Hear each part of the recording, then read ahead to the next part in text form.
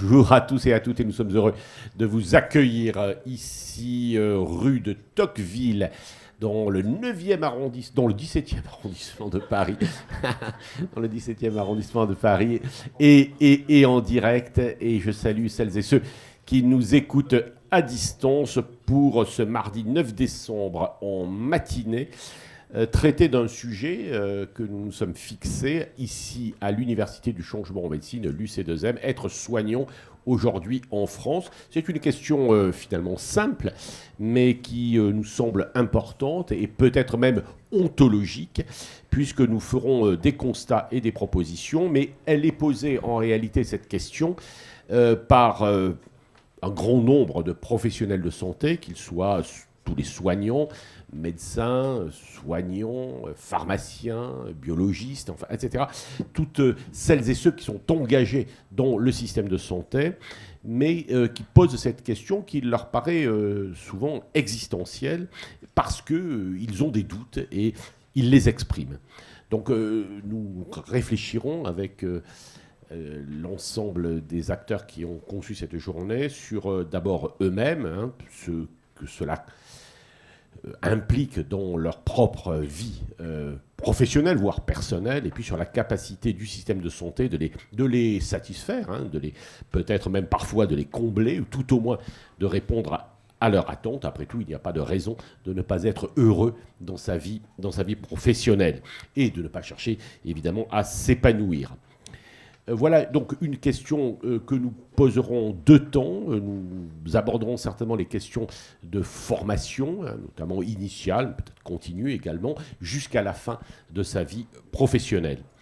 Et puis, comme on ne se refait pas, évidemment, nous nous intéresserons également à l'actualité politique et à l'actualité économique. Il faut dire que nous avions le nez creux, puisque dans quelques heures, je crois à 16h30, nous nous rendrons, enfin certains d'entre eux, et notamment les journalistes, on se retrouvera à 16h30 au Parlement, où il y aura la discussion sur le PLFSS et donc peut-être l'avenir au moins d'un gouvernement et probablement peut-être beaucoup plus loin de notre pays. Voilà, ces débats, comme d'habitude, sont tout à fait libres.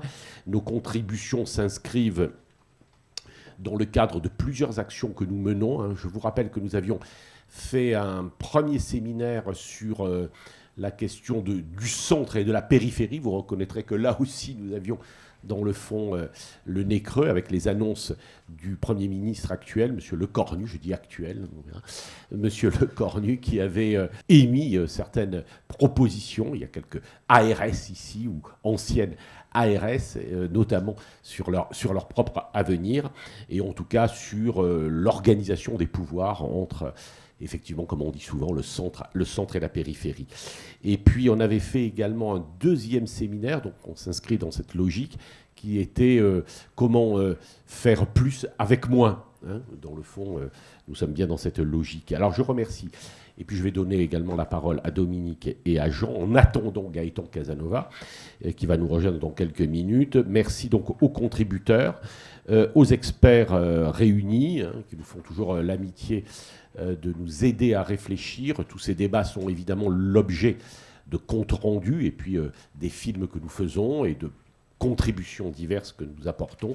Un merci tout particulier à Patrice Dio qui va animer une partie, enfin en tout cas coordonner une partie de nos débats, mais aussi à Jérémy Darren et à Victoire. Merci aux équipes et merci à nos partenaires. Voilà, j'ai tout dit pour l'introduction. Jean. Merci Pascal, merci pour cette introduction, merci à tous d'être présents. Je pense que les débats seront intéressants comme d'habitude et donneront lieu à des idées qu'on pourra partager, mettre en œuvre dans nos sites respectifs. Pour préparer cette réunion, en fait, j'ai utilisé la fête de Noël du service il y a quelques jours pour poser la question aux soignants, aux gens du terrain, aides-soignantes, infirmières, et leur dire finalement, si vous aviez 3 questions à poser à l'Assemblée aujourd'hui, c'est quoi les 3 sujets et les 3 préoccupations que vous avez. C'est assez intéressant parce que c'est sorti très très vite dans la discussion. Les 3 questions qu'elle poserait, c'est où on va ensemble. En fait, c'est assez. J'avais pas forcément perçu ça parce que finalement, quand on est manager, que ce soit universitaire ou hospitalier, on a l'impression de maîtriser l'avenir puisqu'on est manager d'une structure qui doit avancer et qui a du sens. Mais en fait, pour les gens de terrain, c'est pas forcément évident. C'est-à-dire où on va dans un avenir court, moyen et long terme. Court terme, c'est cet après-midi, 16h30, mais même moyen terme et long terme. C'est quoi l'avenir du système de santé public, en l'occurrence, puisque mon service est un service public. La deuxième question qui a été évoquée, et peut-être par les plus jeunes, qui se posent peut-être la question de cette manière-là, c'est quoi ma relation au travail ? Mes anciens, les infirmières, ne se posaient aucune question de la relation au travail, au temps de travail, à la pénibilité de la charge de travail. Et clairement, là, il y a un questionnement par rapport à la valeur travail. Et ça, c'est transsociétal, hein, très très clairement. Et dernier point, dernière question qui a émergé, c'est pas du tout les rémunérations. Je m'étais dit, elles vont parler de vacances, RTT et salaire, pas du tout. La troisième question a été celle des valeurs, avec une vraie crainte que le système actuel perde son côté altruiste et généreux, parce que c'est quand même une des particularités de notre service. Moi, je fais le coup aux étudiants maintenant depuis plusieurs années. J'ai ma petite carte vitale dans la poche et je sors ma carte vitale à la fin de la première année, vous savez, quand ils passent en deuxième année, en leur disant, regardez, c'est le seul pays au monde avec cette petite carte verte, qui n'est pas une green card, hein, vous avez compris le petit jeu de mots.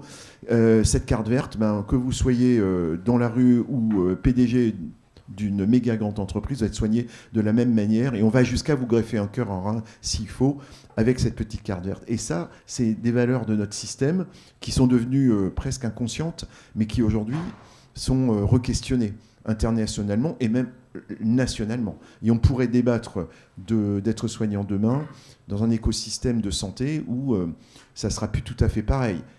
Des patients âgés, des patients ayant des troubles locomoteurs, neurocognitifs, des maladies chroniques qu'on ne sait pas forcément, Jean-Mi est dans la salle, très bien soignés. Et ça les questionne sur est-ce qu'on sera capable d'appliquer les mêmes valeurs de générosité et d'altruisme dans notre système demain et d'offrir finalement au plus grand nombre, peut-être à tous, au plus grand nombre, l'accès aux soins et à l'innovation. Alors c'est assez étonnant, c'est les trois questions qui ont émergé, qui sont finalement un peu le fil rouge de ce qu'on pourra débattre. La question, c'est être soignant demain. C'est vraiment trois questions. Il y en a d'autres, hein, mais je voulais vous dire que c'est mon petit radio-trottoir dans un service du service public en province qui a fait émerger ces trois questions-là, mais je pense qu'elles sont relativement génériques. Pour préciser les choses et faire le journaliste, un service de rhumatologie au CHU de Strasbourg, et en rappelant que tu es le doyen de la faculté de médecine de Strasbourg. Et alors ce matin, pour prolonger, ce matin avec Pierre Claveloux qui va nous succéder, il me rappelait que pour un traitement de sclérose en plaques, mais il nous le reprécisera exactement. Oui, c'est cher. Non, mais c'est pas confidentiel ce que tu m'as dit. Les rhumatologues ont précédé. Ouais, c'est ça. C'était 6 000 € un traitement de 5 jours, c'est ça ? Non, 15 000. 15 000 de 5 jours. Enfin, bon, en one shot. Enfin, il va nous le repréciser, mais ça m'a un peu impressionné ce matin. Et ça nous a remis, effectivement, en prolongement de ce que tu viens de nous dire. Dominique ? Non, pour prolonger ce qu'a dit Jean, auquel moi, je souscris, parce que bon, j'ai surtout été un usager du système de santé là, ces derniers mois. J'ai eu des problèmes de chirurgie de genou. Et j'en ai profité pour faire le boulot, hein, c'est-à-dire interroger les soignants. Ces questions-là, elles apparaissent. Mais en même temps, alors c'est peut-être aussi, je ne vais pas faire de la provoque, mais je vais essayer d'instiller un petit peu aussi une profondeur de derrière les faits avérés ou de derrière les idées communément reçues. C'est que ça ne va pas si mal. Ça va pas si mal.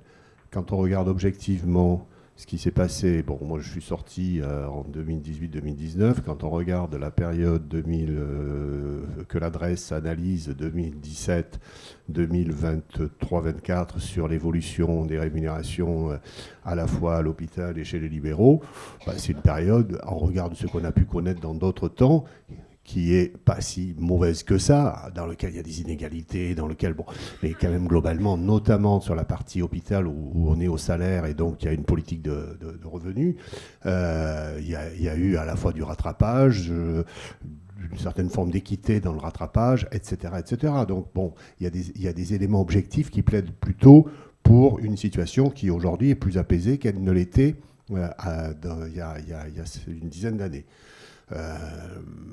Mais bon, l'interrogation est dans l'air. Il y a une crise, évidemment. Enfin, il y a une crise du financement. C'est pas une crise financière, c'est une crise du financement.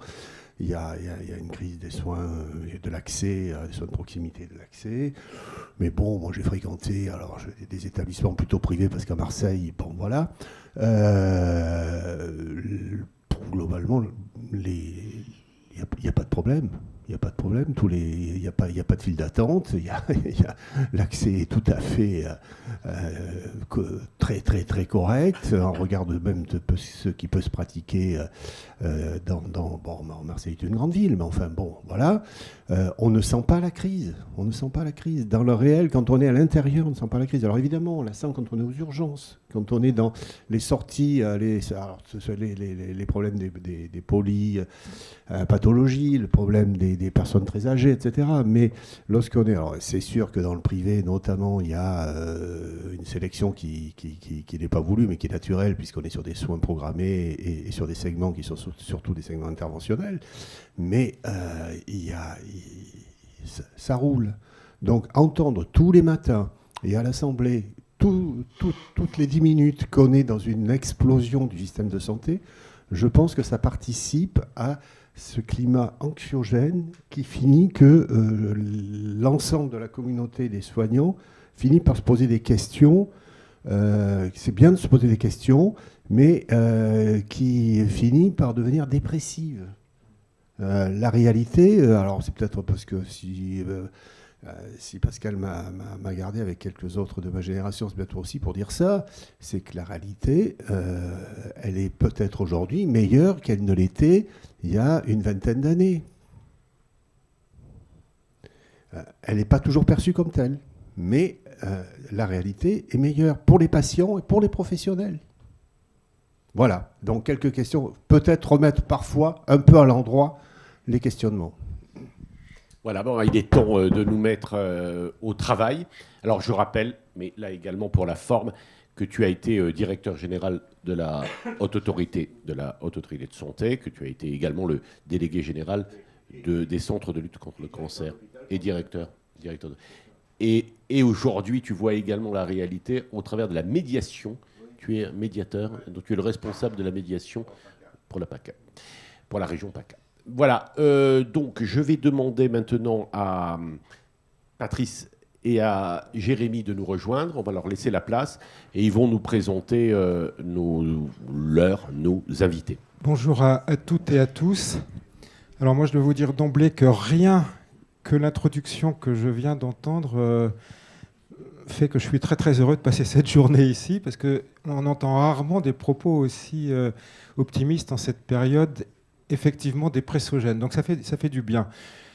Vous avez peut-être un optimisme, je ne vais pas dire béat parce que ce serait pas gentil, mais qui dépasse quand même quelquefois un peu la réalité du quotidien des soignants, je pense. J'ai interprété, moi, le programme comme portant sur le sujet de l'accès aux soins. Et ça, c'est très important de dire aux soins. Franck Chauvin, l'ancien président du Haut Comité de santé publique, dit que nous n'avons pas en France un véritable système de santé, on a un système de soins. Donc le sujet, c'est bien l'accès aux soins. La qualité de la rencontre aussi, qui je pense aujourd'hui questionne un certain nombre d'usagers du système de santé. Et derrière tout ça, il y a, et Pascal l'a dit dans l'introduction, l'adaptation finalement des formations en santé aux attentes de la société.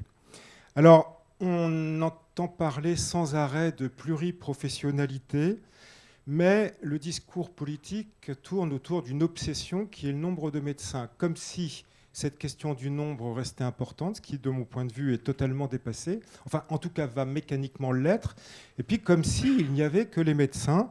on a l'impression que la transformation de ce système de santé n'a pas été complètement intégrée. On a mis en place des infirmiers, des infirmières de pratique avancée, sans forcément avoir parfaitement organisé leur formation d'ailleurs, sans forcément avoir parfaitement réfléchi au modèle économique. Mais de toute façon, les politiques n'en parlent pas souvent, hein, et ils ne voient qu'au travers du seul médecin. Donc, je pense qu'aujourd'hui, il faudrait que dans ces échanges qu'on va avoir, on prenne en compte le rôle respectif des professionnels de santé, sortir peut-être d'une certaine ambivalence du corps médical quant à la place des autres professionnels.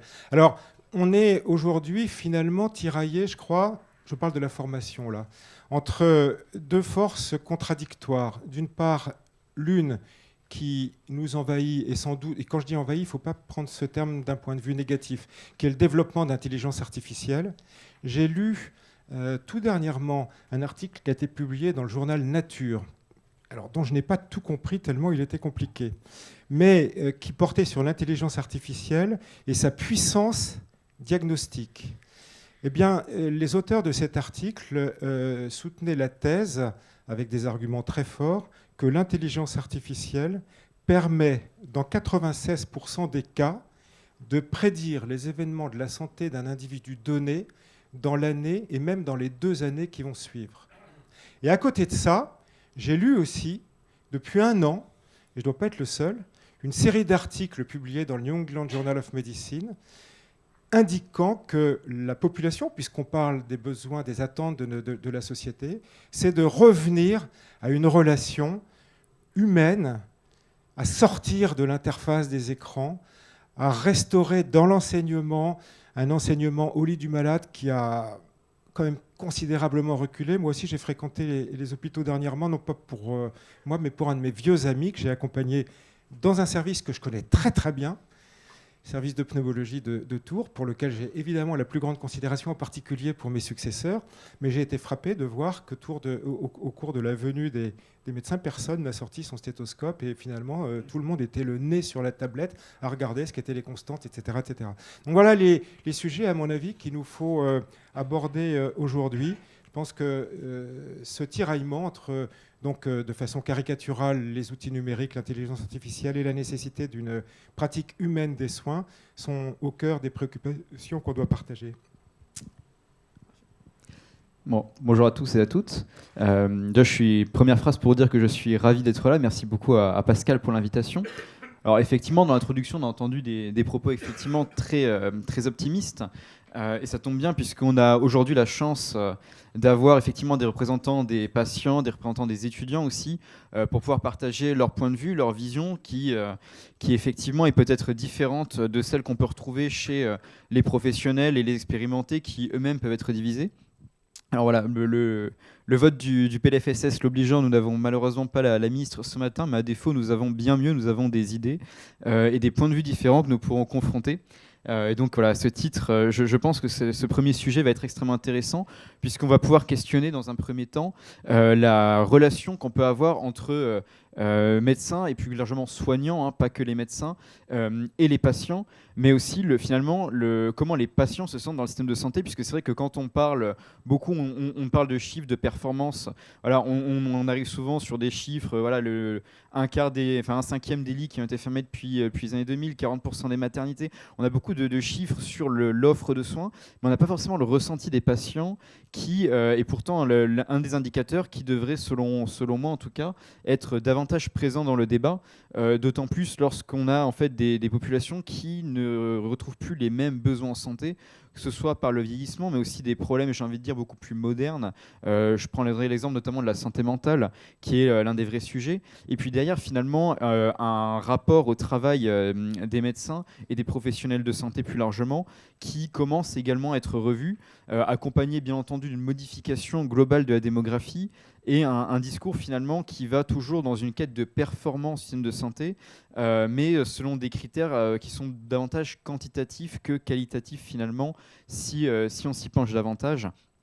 Et donc voilà, c'est tous les avis que nous allons pouvoir discuter ici. Donc si vous le permettez, on va d'abord appeler dans un premier temps Adrien Broche, qui est directeur des études chez Via Voice, Voilà. Et puis dans un second temps, on fera appel au professeur Claveloux, président de l'ONDPS et de la faculté de médecine de Clermont-Ferrand, qui vont pendant une vingtaine de minutes nous parler de ce qu'ils entendent sur ces questions-là. Merci beaucoup, merci Pascal, merci l'UC2M et l'équipe d'Ortus pour cette invitation à réfléchir à ce beau sujet que j'ai pris de manière, avec le syndrome du bon élève, un petit peu scolaire, avec une introduction et quelques axes qui me paraissent être importants à dégager à partir du sujet qui m'a été soumis. Alors je vais vous en parler évidemment du point de vue qui est le mien, hein. Je ne suis pas un professionnel de santé, mais je suis un sondeur, un observatoire des tendances d'opinion qui traversent la société française et des mutations qui la caractérisent.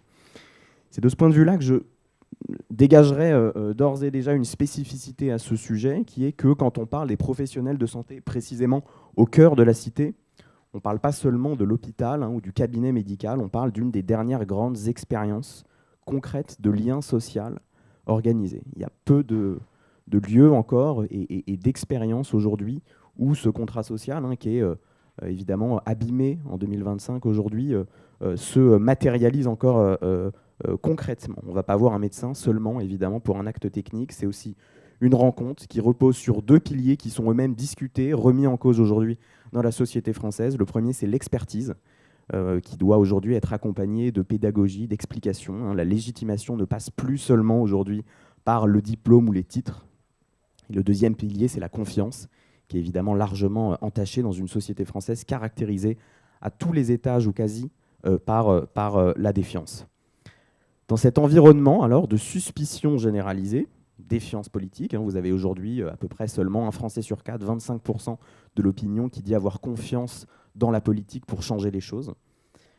Les soignants, ils continuent à bénéficier précisément d'un capital de confiance massif. Les médecins arrivent en tête des professions jugées dignes de confiance aujourd'hui, et les soignants, même de manière plus générale, avec plus de 2/3 des Français qui déclarent leur faire confiance. C'est donc une singularité forte sur laquelle je reviendrai, mais cette singularité, elle s'accompagne d'un paradoxe aujourd'hui, qui va structurer un petit peu mon intervention. D'un côté, une confiance très forte dans les personnes qui soignent, et de l'autre, une inquiétude profonde, voire parfois une colère, à l'égard du système structurel de santé en lui-même. Alors j'ai 3 axes que j'aimerais vous décrire rapidement.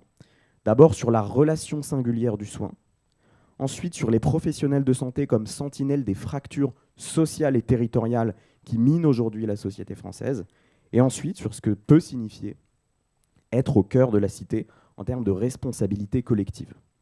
Alors d'abord, la relation aux soins. Je ponctuerai, vous allez le voir, de quelques données d'opinion sur la base d'un sondage que j'ai réalisé spécialement, quelques questions pour cet événement. La relation de soins entre une confiance singulière dans un paysage de défiance. Donc la consultation, on l'a dit, c'est un moment, je crois, particulier et singulier, parce que c'est un moment où l'on se dévoile, on parle de ses peurs, de sa vie quotidienne, de son corps. C'est donc un espace de vérité à rebours aujourd'hui d'un certain nombre d'interactions dans la société française, mais pas que, qui se caractérise plutôt par de la superficialité. Et je pense qu'il faut prendre le mot au sens premier du terme, des relations qui sont indirectes, qui sont au travers de médiation, d'écran, de numérique, mais qui ne sont pas directes et qui ne sont pas forcément frappées par le sceau de la vérité. L'opinion, à ce titre-là, continue de distinguer très clairement les soignants des institutions. Les médecins, les professionnels de santé sont globalement aimés, alors que l'hôpital, la sécurité sociale, les agences, l'assurance maladie, même si on y est attaché, parce que les Français soutiennent massivement leur attachement aujourd'hui à l'assurance maladie et à la sécurité sociale, à hauteur de 80%, malgré tout, on perçoit le niveau de complexité, le caractère anxiogène de ces structures-là. En définitive, les personnes restent soutenues même lorsque les structures sont critiquées. Dans ce petit sondage que j'ai réalisé, j'ai demandé à 1000 Français, un échantillon représentatif de la population nationale en France, parmi les mots suivants, lesquels correspondent le mieux à ce que vous ressentez à l'égard des professionnels de santé de manière large.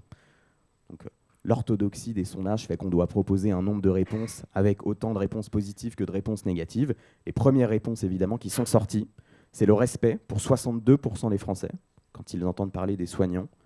La confiance ensuite, à hauteur de 54% des Français. Le dévouement ensuite, à hauteur de 41% de l'opinion. Les émotions négatives, elles existent, mais elles sont très marginales. 17% évoquent de la méfiance, par rapport à ce qu'on disait tout à l'heure sur de la confiance, malgré tout.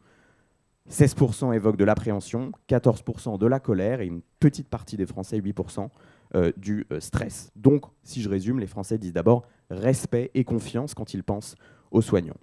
Pour autant, cette relation, elle est sous pression. La confiance coexiste avec une expérience de plus en plus difficile aujourd'hui pour l'accès aux soins en France.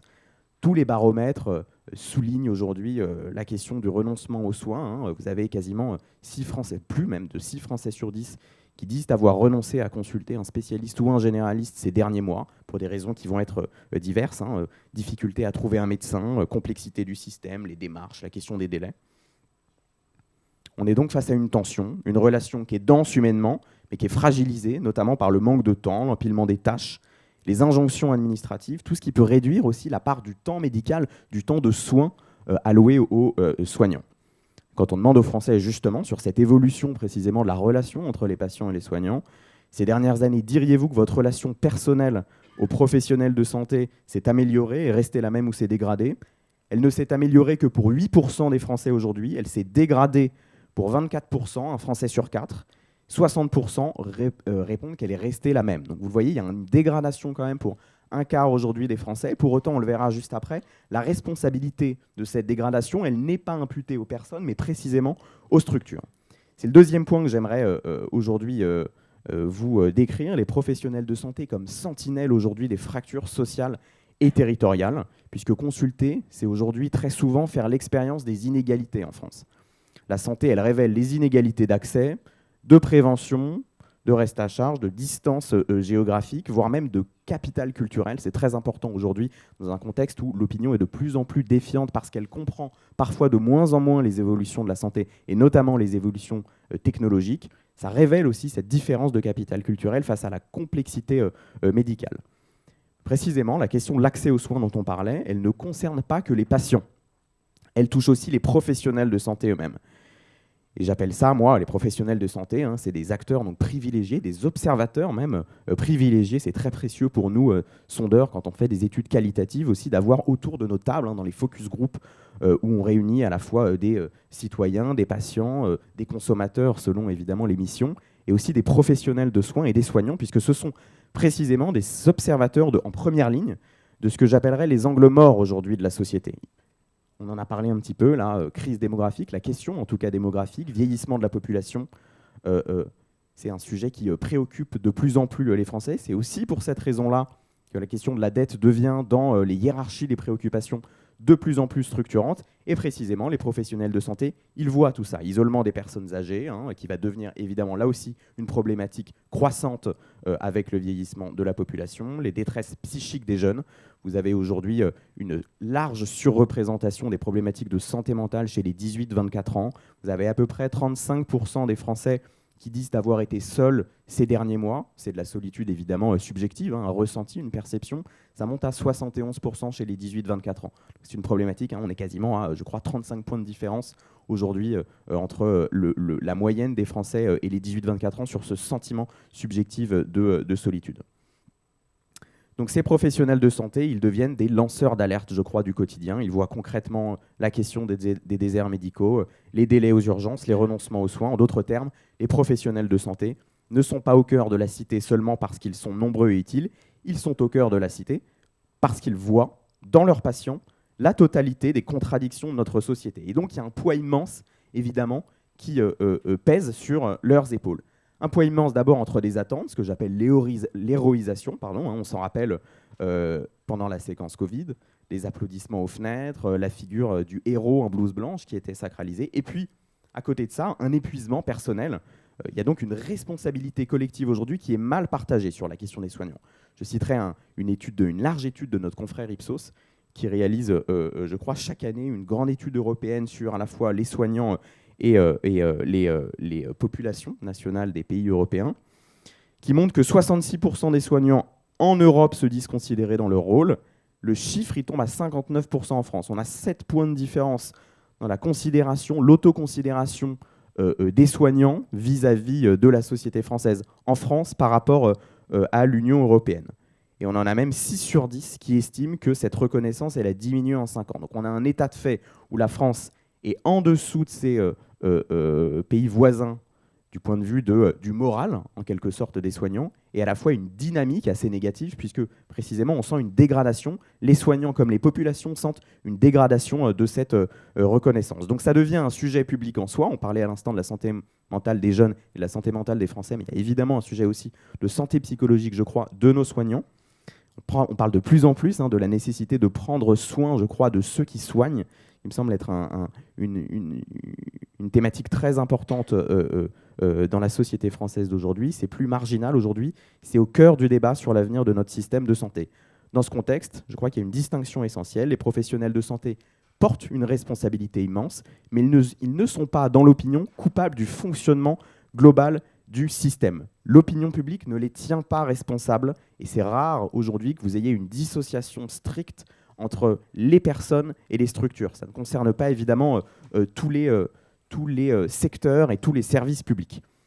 L'opinion plébiscite, on l'a dit, tout en jugeant très sévèrement l'état du système. Vous avez 9 Français sur 10 aujourd'hui qui considèrent que l'hôpital public, il est en danger. Et la moitié des Français, même plus de la moitié des Français, qui estiment que la situation va se dégrader si rien n'est fait. Alors j'ai posé la question, qui est responsable, selon vous aujourd'hui, de l'état de santé de la population, qui porte la plus grande part de responsabilité? 47% des Français nous disent ce sont les pouvoirs publics, État, sécurité sociale, collectivité. 22% réduisent ça à la question individuelle seulement. 22% nous répondent les individus eux-mêmes et 10% répondent que ce sont les professionnels de santé qui sont aujourd'hui les responsables de l'état de santé. Donc il y a une dimension effectivement très large de responsabilisation des pouvoirs publics. On est évidemment dans une période avec le PLFSS très importante de ce point de vue-là. Dans le même temps, les Français, comme les professionnels de santé, se prononcent massivement pour une action publique plus forte. C'est quelque chose qu'on voit dans les sondages réguliers qu'on réalise pour les contrepoints de la santé. Vous avez 8 Français sur 10 qui considèrent qu'il faut plus de moyens. En revanche, et là aussi c'est considérablement monté cette année, il y a une responsabilisation de plus en plus forte qui est demandée dans l'opinion. Les Français demandent aussi qu'il y ait un contrôle rigoureux et strict des fraudes du point de vue de l'usage de l'assurance maladie. Donc ça va de pair. Il y a à la fois une demande de financement, de soutien qui n'est pas gratuite. Ce n'est pas des chèques en blanc aujourd'hui pour les Français. Je le dis parce que ce n'était pas forcément encore le cas il y a quelques années où on avait des contradictions très fortes entre des demandes de financement à tous les égards et une responsabilisation qui était parfois largement minoritaire. Aujourd'hui, les deux vont de pair. Je terminerai sur les 3 fonctions, je crois, civiques aujourd'hui des professionnels de santé. J'en ai identifié 3. D'abord, donc, des tiers de confiance pour les politiques de santé, dans un contexte large de défiance vis-à-vis des institutions. Pour beaucoup de Français, la parole d'un médecin ou d'une infirmière aujourd'hui, elle reste plus crédible, je le dirais de ce mot-là, que celle d'un ministre ou d'un journaliste. Donc il y a un terrain de confiance très fort qui est celui de votre secteur. Et le sondage que j'ai réalisé le montre bien. 76% aujourd'hui des Français estiment que les professionnels de santé devraient intervenir davantage dans les grands débats publics liés à la santé. On n'a que 16% des Français qui pensent que c'est le contraire, c'est-à-dire que ça ne serait pas leur rôle. Donc 3 Français sur 4 souhaitent que les soignants prennent la parole dans les grands débats publics sur la santé. Le deuxième aspect, je crois, c'est des passeurs de sens aujourd'hui, dans des normes collectives et des vies singulières, précisément parce que les soignants, ils aident les personnes à articuler à la fois des normes collectives, les recommandations, les politiques vaccinales, on l'a vu en 2020, la prévention, avec des situations individuelles, le contexte familial dans lequel on évolue, des contraintes professionnelles, des croyances ou des trajectoires de vie qui sont propres aux citoyens, aux individus. Ils sont proches à ce titre-là d'autres secteurs et d'autres figures civiques. Je pense par exemple aux enseignants, aux travailleurs sociaux, voire aux magistrats, avec une spécificité, on l'a dit, dans une société qui est frappée depuis 4-5 ans par la vulnérabilité, qu'ils sont justement sur des sujets de rapport à la finitude, de rapport au corps et de vulnérabilité assumée de leurs patients et des Français de manière plus générale.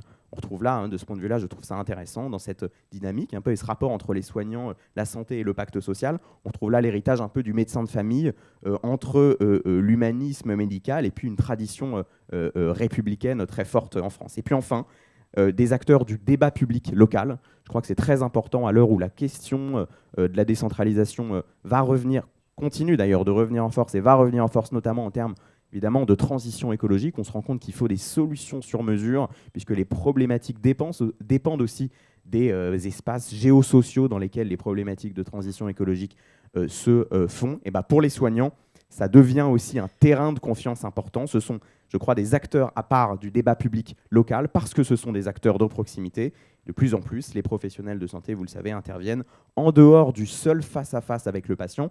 Et quand on est justement un tiers de confiance comme ils le sont, c'est extrêmement précieux de pouvoir incarner ça, j'allais dire, comme justement des passeurs de sang, c'est des tiers de confiance en dehors de leur seul registre de spécialité qui va être le cabinet médical, évidemment, ou l'hôpital. Donc en conclusion, si les professionnels de santé, et je m'arrête là, j'espère que je n'ai pas trop dépassé, sont au cœur aujourd'hui de la cité, ça n'est pas seulement parce qu'ils soignent nos corps, c'est parce qu'ils sont devenus, je crois, l'un des lieux où ils rejouent chaque jour les questions les plus politiques qui nous traversent, l'égalité, la confiance, la solidarité, et puis de plus en plus, et je le dis notamment aujourd'hui à quelques heures du vote du PLFSS, la question de la responsabilité. Voilà, je vous remercie.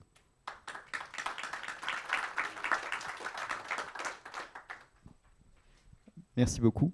Et donc on va pouvoir maintenant aussi appeler le professeur Clavelot, donc, que je rappelle président de l'ONDPS et doyen de la faculté de médecine de Clermont-Ferrand.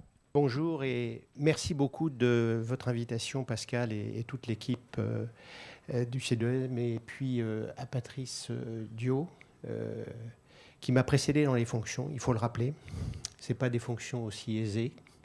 Et puis à M. Darren de pouvoir modérer cette session et d'avoir choisi ce thème. Alors, qu'est-ce que c'est que l'ONDPS? C'est une structure qui est une instance de concertation et d'analyse. On est là pour essayer d'éclairer les politiques sur les meilleurs choix qu'ils ont à faire en matière de démographie des professions de santé.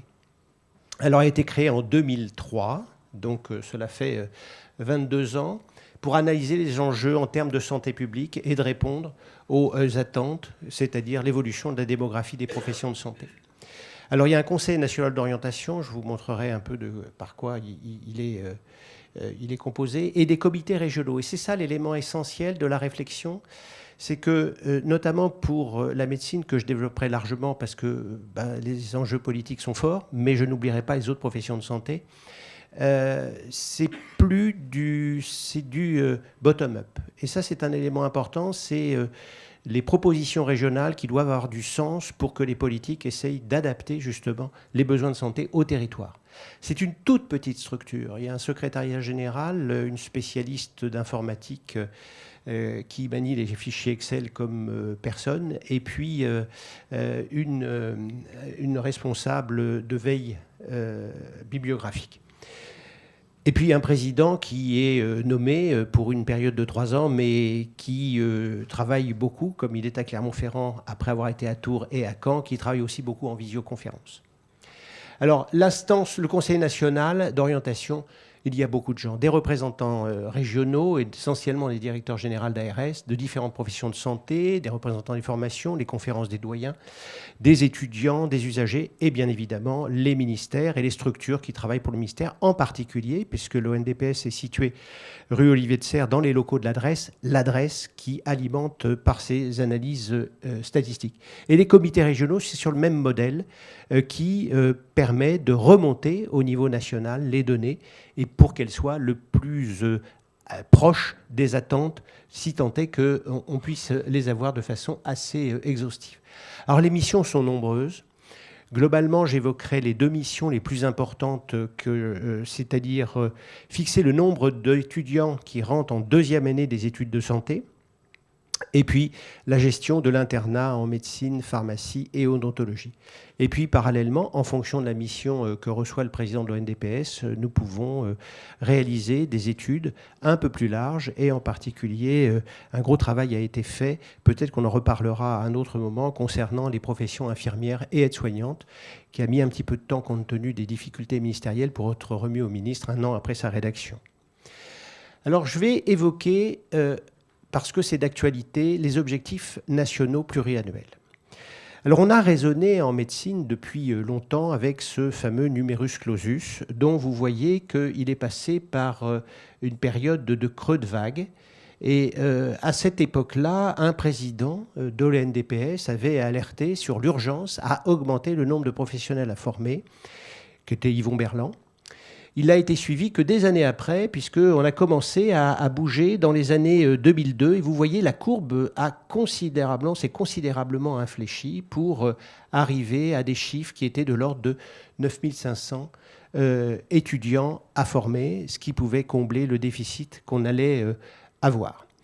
Alors, les ONP, c'est issu d'une large concertation qui avait été menée par Emmanuel Touzé et l'équipe ONDPS avant 2021 auprès des agences régionales de santé qui avaient mission de contacter les universités et donc les UFR en santé et qui, pour essayer d'apporter un éclairage le plus précis possible des besoins dans les territoires, qui se traduisait à la fois par l'entrée des étudiants en deuxième année des études de santé, après cette année concours, qu'elle s'appelle initialement PACES et qui est devenue PASLAS. Et c'est à ce moment-là, d'ailleurs, c'est au moment du PASLAS que les ONP ont été construits. Et puis aussi, c'est un élément qu'il ne faut pas oublier, les UFR fixent leurs chiffres en fonction de leur capacité d'accueil, à la fois architecturale en premier cycle, mais surtout, et c'est le problème le plus important, et je sais que Patrice et Emmanuel ont défendu cela, sur la capacité d'accueil des étudiants dans les stages en deuxième cycle. Donc, un élément qui est un élément qualitatif. Eh bien, les ONP, alors on était convaincus, dans toutes les UFR, qu'il fallait infléchir cette courbe. Et les ONP, eh bien, vous voyez, il y a eu un gap considérable en 2021. Là, je vous donne les années jusqu'en 2024. Donc, un gap considérable, puisque nous sommes arrivés à plus de 11 500 étudiants pour la médecine. Alors, voilà ce qui s'est passé, parce que nous avons comme mission de suivre cela, et nous avons remis un rapport il y a donc maintenant un peu moins de 2 semaines aux 2 ministères. Il a fallu aller vite, parce qu'il fallait connaître les étudiants qui rentraient en deuxième année au mois de septembre. On a pu remettre un rapport, donc c'est tout chaud, si je peux dire, pour les 5 premières années, parce que ça conditionne la suite des conférences nationales qui fixent le nombre d'étudiants, qu'on aurait dû faire il y a au moins 1 an, mais les soubresauts ministériels n'ont pas permis la construction à date. Et donc on va entamer, alors ça va être non plus un marathon, mais un 10 000 mètres, donc un peu plus rapide, pour essayer d'éclairer les ministères pour ces choix. Vous voyez que pour médecine, et ça, toutes les UFR savaient qu'il nous fallait former plus de médecins. Donc la médecine a monté son chiffre de façon très significative et est restée pendant les 5 ans globalement stable. C'est très nettement au-dessus même des chiffres que l'on avait fixés initialement, parce qu'on s'engageait à fixer des chiffres pour 5 ans, et ça c'est aussi un élément majeur sur lequel je reviendrai. L'odontologie a aussi augmenté et s'est maintenue avec le temps. Il faut savoir qu'à ce moment, il y a une grosse discussion avec les doyens, et en particulier ceux de Tours, de Rouen, de Caen, de Dijon, qui ont construit des UFR d'odontologie, parce qu'il y avait des difficultés dans ces territoires, et on sait bien que les étudiants ils s'installent à proximité des endroits de formation. Il était nécessaire de construire ces UFR en odontologie, et ces UFR ont largement contribué au maintien et voire l'augmentation du nombre de chirurgiens dentistes formés en France. C'est un autre problème, parce que vous savez qu'on sort en gros 1400 étudiants, qui sont pour 95% des omnipraticiens qui vont s'installer, mais il y en a autant qui reviennent de l'étranger, des Français formés à l'étranger. La situation n'a pas été la même pour la pharmacie, où après une première année satisfaisante, il y a eu probablement une fuite vers la médecine, puisque c'était beaucoup plus facile qu'avant, compte tenu du nombre d'étudiants que l'on devait accepter, et ils s'en sont rendus compte. Et il y a eu donc un trou d'air l'année suivante qui s'est après corrigé. Probablement qu'il y a eu aussi une moins bonne visibilité des études de pharmacie et surtout du métier de médecin, qui était limité à la pharmacie d'officine. Et tout le monde sait qu'il y a différents aspects, recherche, industrie, des aspects de pharmacie hospitalière et de biologie. La maïeutique a vécu aussi ce trou d'air. C'est plus compliqué pour la maïeutique, n'a pas corrigé complètement ces difficultés. Mais on constate en maïeutique un taux d'abandon assez important, de l'ordre de 8% des étudiants, ce qui n'est pas le cas pour les 3 autres professions médicales. Si on fait un résumé depuis 2001 de cette démographie, sur la base 100 en 2001, vous voyez par période de 5 ans, et c'est probablement à ce moment-là qu'en médecine, aux alentours des années 2010, on aurait dû infléchir la courbe, continuer à ce qu'elle monte. pour éviter peut-être un peu les difficultés qui sont les nôtres concernant le nombre de médecins actuellement, vous voyez que dans les 5 dernières années, l'efficacité des ONP a été remarquable en nombre de médecins à former, puisqu'on a augmenté en médecine de 27% au cours des 5 dernières années, en odontologie de 16%, en pharmacie, on a augmenté de 2%, par contre, on a chuté en maïeutique.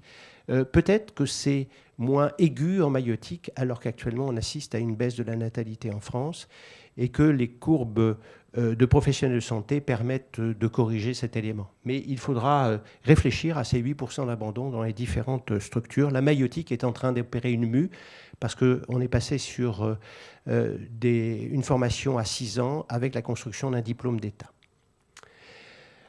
Si on s'intéresse à médecine plus particulièrement, et c'est probablement ce qui doit nous faire réfléchir à la suite à donner pour les ONP 2026-2030, vous voyez que précisément nous sommes passés de 43 000 médecins il y a 5 ans à 55 000 médecins, en tout cas rentrant dans les 2e années de médecine. Et l'élément majeur qui est associé à cela, c'est... alors, vous ne verrez pas très précisément, je m'excuse, c'est beaucoup de chiffres, mais c'est issu de ce rapport. Eh bien, c'est la saturation des capacités d'accueil, puisque les différentes UFR avaient donné comme chiffre, en capacité d'accueil, 55 400, et on est à près de 55 000. Donc, l'augmentation, pour permettre une formation de qualité, c'est-à-dire... dans le principe qui a toujours été le nôtre, qui est quand même un respect un peu du compagnonnage, c'est-à-dire les relations étroites avec un enseignant et autour d'un patient, la formation à ce titre, eh bien, risque, si on augmente encore de façon inconsidérée ce nombre, de saturer encore plus ses capacités d'accueil et de voir ce qui arrive dans certaines UFR actuellement sur lesquelles je reviendrai. Et donc, ça doit nous faire réfléchir sur le nombre d'étudiants à former en 2026-2030. Si on prend les mêmes éléments pour les 3 autres les 3 autres disciplines, en pharmacie, l'objectif de croissance quinquennale n'a pas été atteint, mais quand même, on a augmenté plus que les 5 dernières années. Je vous ai dit 2%. En odontologie, c'est un peu comme la médecine, on a augmenté de 16% et on forme 1000 étudiants de plus qu'en 2016-2020. Et puis, en maïeutique, eh bien, diminution de 2%, mais quand même, on forme près de 5000 sages-femmes, 80 simplement de moins que pendant la période quinquennale précédente. Si on fait appel à l'adresse sur leurs projections, qui sont des projections, pour l'instant aujourd'hui, qui ne sont pas consolidées, je vous expliquerai pourquoi. Si on prend la médecine, eh bien, vous voyez que sur la base 100 en 2026, si on se projette en 2050, nous augmenterons de 60% avec les chiffres qui sont actuellement, qui ont été utilisés en 2023 par l'adresse, qui sont en cours d'actualisation. Donc c'est un élément très important. Et l'inflexion a été à partir de la construction des ONP, en sachant que ces étudiants qui rentrent en 2e année de médecine vont sortir 9 ans après, c'est-à-dire en 2030, puisque c'est le temps incompressible de la formation, c'est-à-dire 1er, 2e et 3e cycle. Si on s'intéresse à la pyramide des âges, c'est aussi un élément majeur. Est-ce qu'elle se modifie ? Bien évidemment. Et le baby-boom est en train... Les courbes en orange, ce sont celles de 2014, et celles en bleu, c'est celles de 2024, c'est-à-dire le nombre de professionnels inscrits, le nombre de professionnels, de médecins inscrits avec un numéro RPPS. Eh bien, vous voyez que ce gros volume est en train de disparaître. Ce qui est vrai pour les généralistes est vrai pour les spécialistes. Et ce sont donc les diplômés en 2024, c'est-à-dire avant l'arrivée sur le marché en 2030 du nombre important d'étudiants. Si on voit les 3 autres disciplines, c'est la même chose pour la pharmacie, avec un chiffre peut-être un peu moins de diplômés en 2024 par rapport à la médecine. L'odontologie, c'est la même chose que la médecine. Et vous voyez qu'il y a beaucoup de sages-femmes qui ont été formées dans les dernières années. Et donc, on peut peut-être anticiper avec cette chute le besoin de sages-femmes compte tenu de la baisse de la natalité. Et si on se projette sur les données de l'adresse pour la pharmacie, il y a une question vraiment pour cette discipline, puisqu'on va augmenter en en 40 ans que de 10%. C'est une vraie réflexion sur le nombre de pharmaciens à former. En odontologie, on augmente de 40% et sage-femme de 30%. Donc globalement, on augmente de façon très très nette sur les 40 prochaines années. Alors, est-ce que tout est parfait? Non. Parce qu'il y a incontestablement un élément d'inégalité, comme vous l'avez rappelé, territoriale. Si on prend la carte en 2026 de la densité moyenne, avec un facteur correctif important, parce que, comme vous le voyez, la densité moyenne est calculée en 2026 à 311 médecins pour 100 000 habitants. Or, nous sommes en 2025 actuellement à 318. Donc ces chiffres qui datent de 2023 vont être corrigés par l'adresse et à l'occasion du début de la conférence nationale, et on aura les données 2026 qu'on nous promet pour la fin de cette année. Et en plus, c'est basé sur 10 400 étudiants, alors que nous sommes à plus de 11 500. Donc les chiffres que je vous ai montrés d'une augmentation à 60% en 2050, c'est probablement au-dessus. On pourra les montrer à l'occasion de cette conférence nationale qui doit se tenir au mois de mai. Et vous voyez des disparités de densité importantes au bénéfice de la région Île-de-France et de PACA, contrairement à une région chère à Patrice, pour laquelle nous n'avons pas suffisamment de médecins par rapport au nombre d'habitants. Quand on se projette en 2040, l'adresse a continué à utiliser les mêmes régions qu'auparavant, avant la fusion de celle-ci. Eh bien, vous voyez que la région centre souffre toujours et Paris et PACA continuent à augmenter son nombre de médecins. Oui.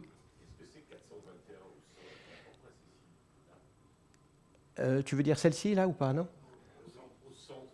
Au centre, c'est le Limousin.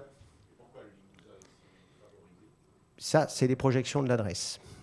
Donc, on ne l'a pas analysé encore avec eux. Je te donne ces données qui sont de 2023. On les rediscutera puisqu'on aura les nouvelles données qui seront peut-être un peu plus précises les projections à partir de 2026. C'est les projections de l'adresse. En tout cas, le Limousin arrive à se tirer son épingle du jeu, si je peux dire. Et quand on fait la densité moyenne de médecins généralistes, c'est surtout ça qui est important dans le Limousin, c'est qu'il y a beaucoup de généralistes dans le Limousin et peu de spécialistes par contre. Et comme tu peux le voir, Pascal, Paris est un désert médical en matière de généralistes.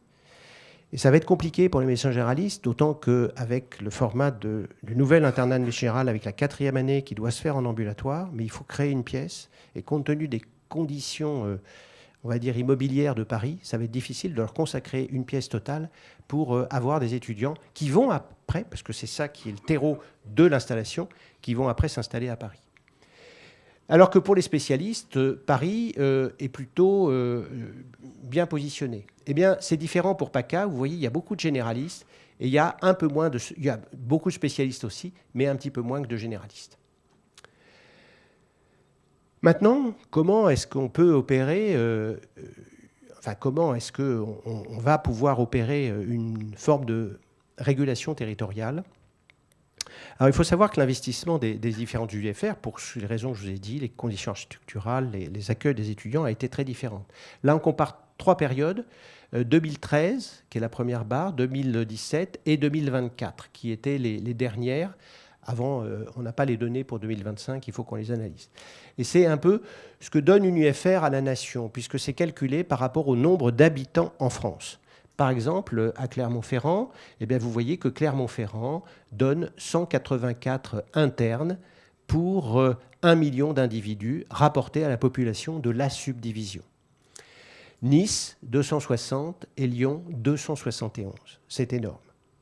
Ces UFR souhaiteront conserver leurs étudiants dans le 3e cycle, mais peut-être qu'il faudra aussi, les étudiants iront là où ils veulent, mais il faudra peut-être aussi réfléchir au positionnement pour essayer d'apporter des éléments correctifs dans les années qui viennent. Juste pour revenir au 2e élément qui est l'internat, puisqu'il y a pour tous les médecins un 3e cycle obligatoire, 44 spécialités de la médecine générale à la santé publique, à la chirurgie, à la psychiatrie. Jusqu'à présent, c'était globalement aux alentours de 9000. Il y avait eu une petite augmentation en 2023 parce que le concours changeait, puisque c'est un concours où il y avait à la fois la nécessité d'avoir 14 sur 20 sur une épreuve de connaissance, alors qu'avant, C'était juste un classement, on pouvait être reçu avec 1 sur 1000. Et puis, il y a une épreuve de compétences qui rentre pour 30%, qui est un élément important sur lequel on ne va pas débattre, mais qui a fait peur à beaucoup d'étudiants. Et il y a eu une chute du nombre d'étudiants. Et pendant 2 ans, les directeurs d'hôpitaux ont beaucoup souffert, les coordonnateurs des différentes spécialités aussi. Le fonctionnement de la permanence des soins a beaucoup affecté les hôpitaux. Et puis, on espère un élément correctif, puisqu'on va passer... Il y a 11 300 étudiants qui sont présentés au concours cette année. On va dire 11 000 parce qu'il y a encore l'épreuve de compétences à réussir. 11 000 étudiants, donc ça nous permettra effectivement peut-être d'apporter quelques éléments de correction territoriale, qui était une des critiques de la Cour des comptes de l'ONP qui avait été faite sur les éléments que je vous ai donnés, essentiellement les capacités de formation. Alors maintenant, on a des points d'inquiétude, en tout cas de suivi, sur plusieurs spécialités. Alors la médecine générale, vous savez que c'est une des priorités pour tous les politiques. On avait saturé l'année dernière et l'année d'avant, et là, nous avons des étudiants qui n'ont pas choisi la médecine générale cette année. Pourtant, on a réduit le différentiel entre le nombre de postes publiés et le nombre de réussites. C'est la loi, mais on l'a réduit au minimum. La gériatrie a, avec cette correction, corrigé assez nettement, puisqu'elle a saturé, ainsi que la médecine du travail, fort curieusement, cette année. Par contre, nous avons une inquiétude persistante, alors qu'il y a 2 plans santé mentale sur la psychiatrie. Le souhait que les étudiants deviennent psychiatres, les psychiatres s'emparent de ce sujet pour rendre cette spécialité plus attrayante et d'essayer, d'espérer réenchanter les territoires qui manquent cruellement de psychiatres. Deuxième point d'attention, c'est que le métier a changé. Je vous donne simplement l'exemple parce que c'est ainsi qu'est fait le 3e cycle, où il y a à côté de la formation qui dure de 4 ans à 6 ans, 6 ans pour les chirurgiens, 4 à 5 ans pour la plupart des disciplines, 4 ans pour la moitié des disciplines médicales et 5 ans pour l'autre moitié. Vous voyez que la médecine générale, ils n'ont pas d'option, pas de FST, c'est-à-dire qu'on a la possibilité d'acquérir des compétences supplémentaires qui, dans le cadre du DES, vous font reconnaître. Par exemple, le sommeil. C'est 1 an de formation autour du sommeil qui peuvent intéresser les neurologues, bien évidemment. C'est ma spécialité. La spécialité de Patrice, les pneumologues, les psychiatres, voire les ORL, qui pourraient s'intéresser effectivement au sommeil. Et ce qui fait qu'on devient un peu, en tout cas on est reconnu comme avoir des compétences dans le sommeil. Eh bien, pour prendre 4 exemples, la radiologie, l'imagerie médicale, on a parlé de l'intelligence artificielle, ce qui fait beaucoup peur, notamment déjà aux États-Unis. Mais ça commence à frémir un peu en France sur l'utilité du radiologue, alors que les imageries, en tout cas dans le suivi des pathologies, c'est le cas dans celle dont je m'occupe, où l'intelligence artificielle prend une part importante, mais avec pour l'instant toujours une validation par le radiologue. Et donc on voit que les radiologues se tournent vers la radiologie interventionnelle, puisque un quart d'entre eux font une formation en radiologie interventionnelle, où là, il n'y a pas d'IA actuellement. La médecine cardiovasculaire, 50% vont se surspécialiser, un peu en imagerie. Alors, ils ne vont pas faire de l'imagerie du cœur exclusivement, donc c'est aussi la possibilité de maintenir une activité de cardiologie généraliste, mais surtout en rythmologie et en interventionnel. Et le problème, c'est que ces cardiologues doivent être à proximité d'un plateau technique de qualité.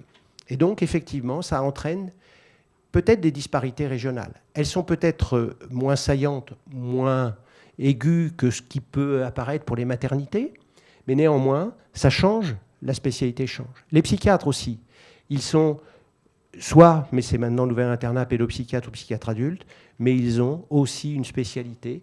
Et puis la pédiatrie, en clair, 85% des enfants sont pris en charge par leur généraliste actuellement, ce qui n'est pas une mauvaise chose.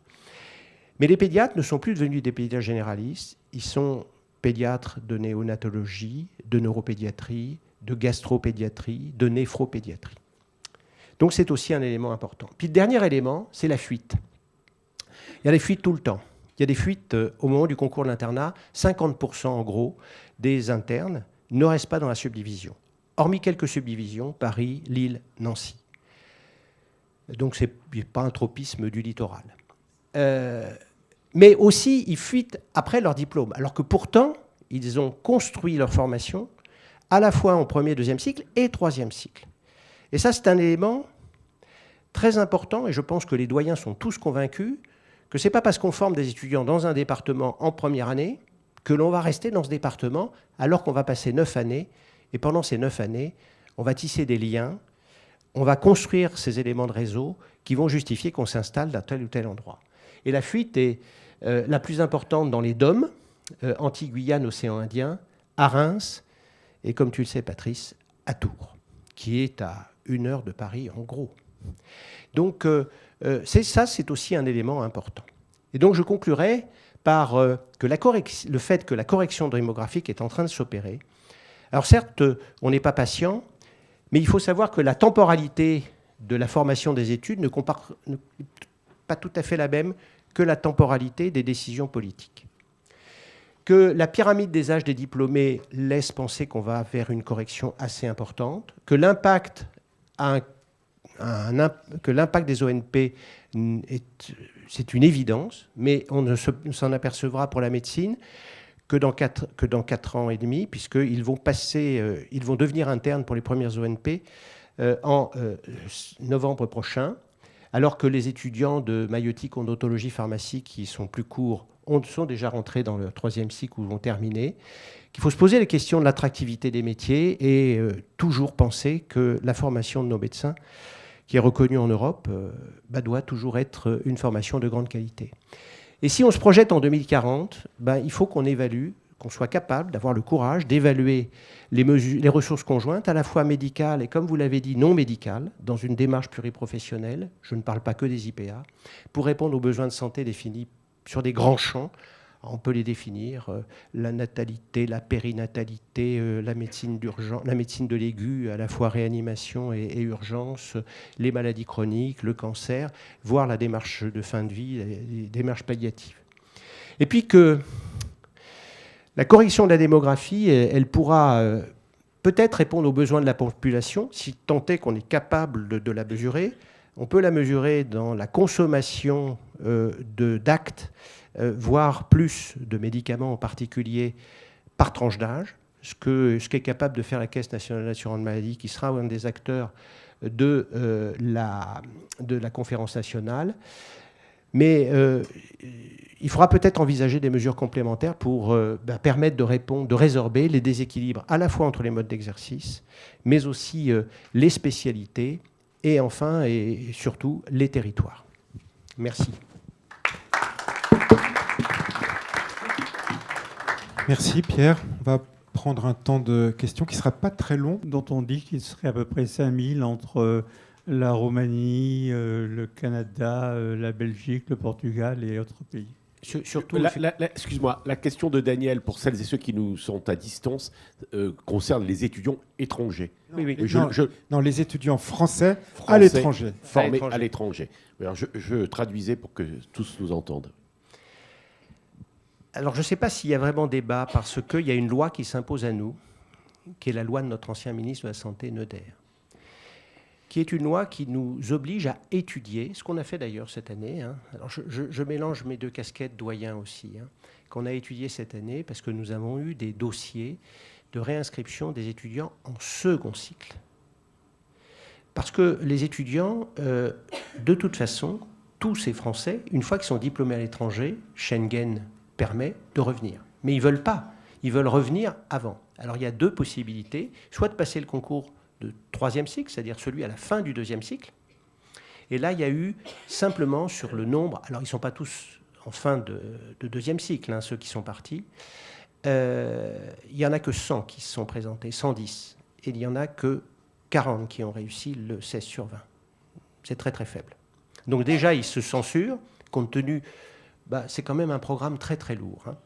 Et ils se censurent, et sur ceux qui se présentent, vous voyez, il n'y en a que 40% d'une petite. L'autre possibilité, et donc il dépose d'autres possibilités, c'est d'intervenir plus tôt, c'est-à-dire à la fin du 1er cycle. Donc il dépose des dossiers. Et moi j'ai eu 24 dossiers analysés à Clermont-Ferrand. Il n'y avait qu'une étudiante qui a passé sa PACES à l'époque 2 fois, qui l'a raté, et qui habitait Clermont-Ferrand. J'ai eu Pau, Strasbourg, Lille, La Réunion, et parfois aucune formation initiale, puisque il y avait des ostéopathes, il y avait des kinés qui sont partis, sans se confronter déjà à la première année. Donc il y a un besoin d'analyse qui se fait au niveau de l'université pour les prendre ou ne pas les prendre. Donc cela ne concernera que les étudiants de 2021 à 2025, puisque après, maintenant ceux qui partent, on n'aura pas à les analyser. Ils partent, c'est parce qu'ils souhaitent partir. Hein. Mais cela, on n'aura aucune obligation de les reprendre. Par contre, il y a 4 années où il faut qu'on analyse cela en fonction de nos capacités à prendre plus d'étudiants. Et donc, c'est chaque université qui décide. Mais la loi s'impose à nous. Pierre, juste un commentaire. Ces chiffres que tu viens de donner, là, que tu m'avais d'ailleurs indiqué il y a quelques jours, puisqu'on a parlé de ce sujet ensemble, d'une centaine d'étudiants ayant candidaté et d'une quarantaine ayant rempli les conditions pour intégrer le 3e cycle, ça pose quand même question, parce que deviennent ces 5000 ? Alors d'accord, ils ne sont pas tous au moment d'entrer dans le 3e cycle, et d'ailleurs je ne vais pas te demander de répondre à la question, parce que c'est trop compliqué aujourd'hui, je pense, mais que deviennent ces jeunes Français qui font médecine à l'étranger? Effectivement, le chiffre de 5000 qui avait été cité par M. Leder, il est vérifié, hein. Donc, qu'est-ce qu'ils deviennent après? Mais on va peut-être pas prolonger sur ce... Non. C'est simplement la qualité de la formation qui nous pose souci. Les odontologistes qui ont la même chose, alors, c'est pas le niveau de formation identique, notamment sur le patient. Jean Sibilia, puis ensuite une question dans le fond, je crois. Je vais parler fort, c'est pour... Non, parce qu'il faut que tu prennes le micro. Pour Adrien, une question, j'en ai une aussi pour Pierre, mais juste une question très courte pour Adrien. Moi, il y a un chiffre qui m'a frappé et inquiété, c'est le 14% de gens qui sont en colère contre le système. Parce que 14% qui sont en colère avec communauté en colère, agressive contre un système qui est un système par essence bienveillant et qui les soigne, moi je trouve que c'est un pourcentage extrêmement élevé pour une société. C'est la partie activiste, agressive d'une société. Moi, ça m'inquiète en termes de sociologie de notre écosystème. Est-ce que vous avez creusé un commentaire là-dessus? Merci beaucoup. Alors, le pire, entre guillemets, étant que ce chiffre sur la colère, il s'adresse aux évocations spontanées s'agissant des soignants, même pas du système par rapport à ce qu'on se disait, c'est ça, contre les soignants. Alors, il y a deux manières, je pense, de voir la chose. D'abord, effectivement, de prendre le chiffre au sérieux en gardant en tête que c'est quand même très marginal. Hein, c'est 1 Français sur 10 aujourd'hui, donc ça représente quand même pas, ne serait-ce qu'un tiers aujourd'hui ou un quart des Français. Je crois surtout que derrière ce 14% de colère, il faut y voir une colère envers l'état du système et l'état structurel. Je pense que c'est dans la tête des sondés, pour faire des études toute la journée, c'est en général à ça qu'ils pensent quand ils répondent colère. C'est une espèce de la même manière qu'il y a une espèce de respect de compassion aussi vis-à-vis des soignants. On les respecte évidemment parce qu'ils nous soignent, mais aussi parce qu'on sait dans quelles conditions ils continuent de nous soigner. Je crois qu'il y a une colère à 14% qui s'exprime justement vis-à-vis des conditions dans lesquelles on les place avant tout. Je pense qu'il faut le lire comme ça. Ouais. Une question, monsieur. Oui, bonjour à tous, je suis Guillaume Rapp, je suis pharmacien.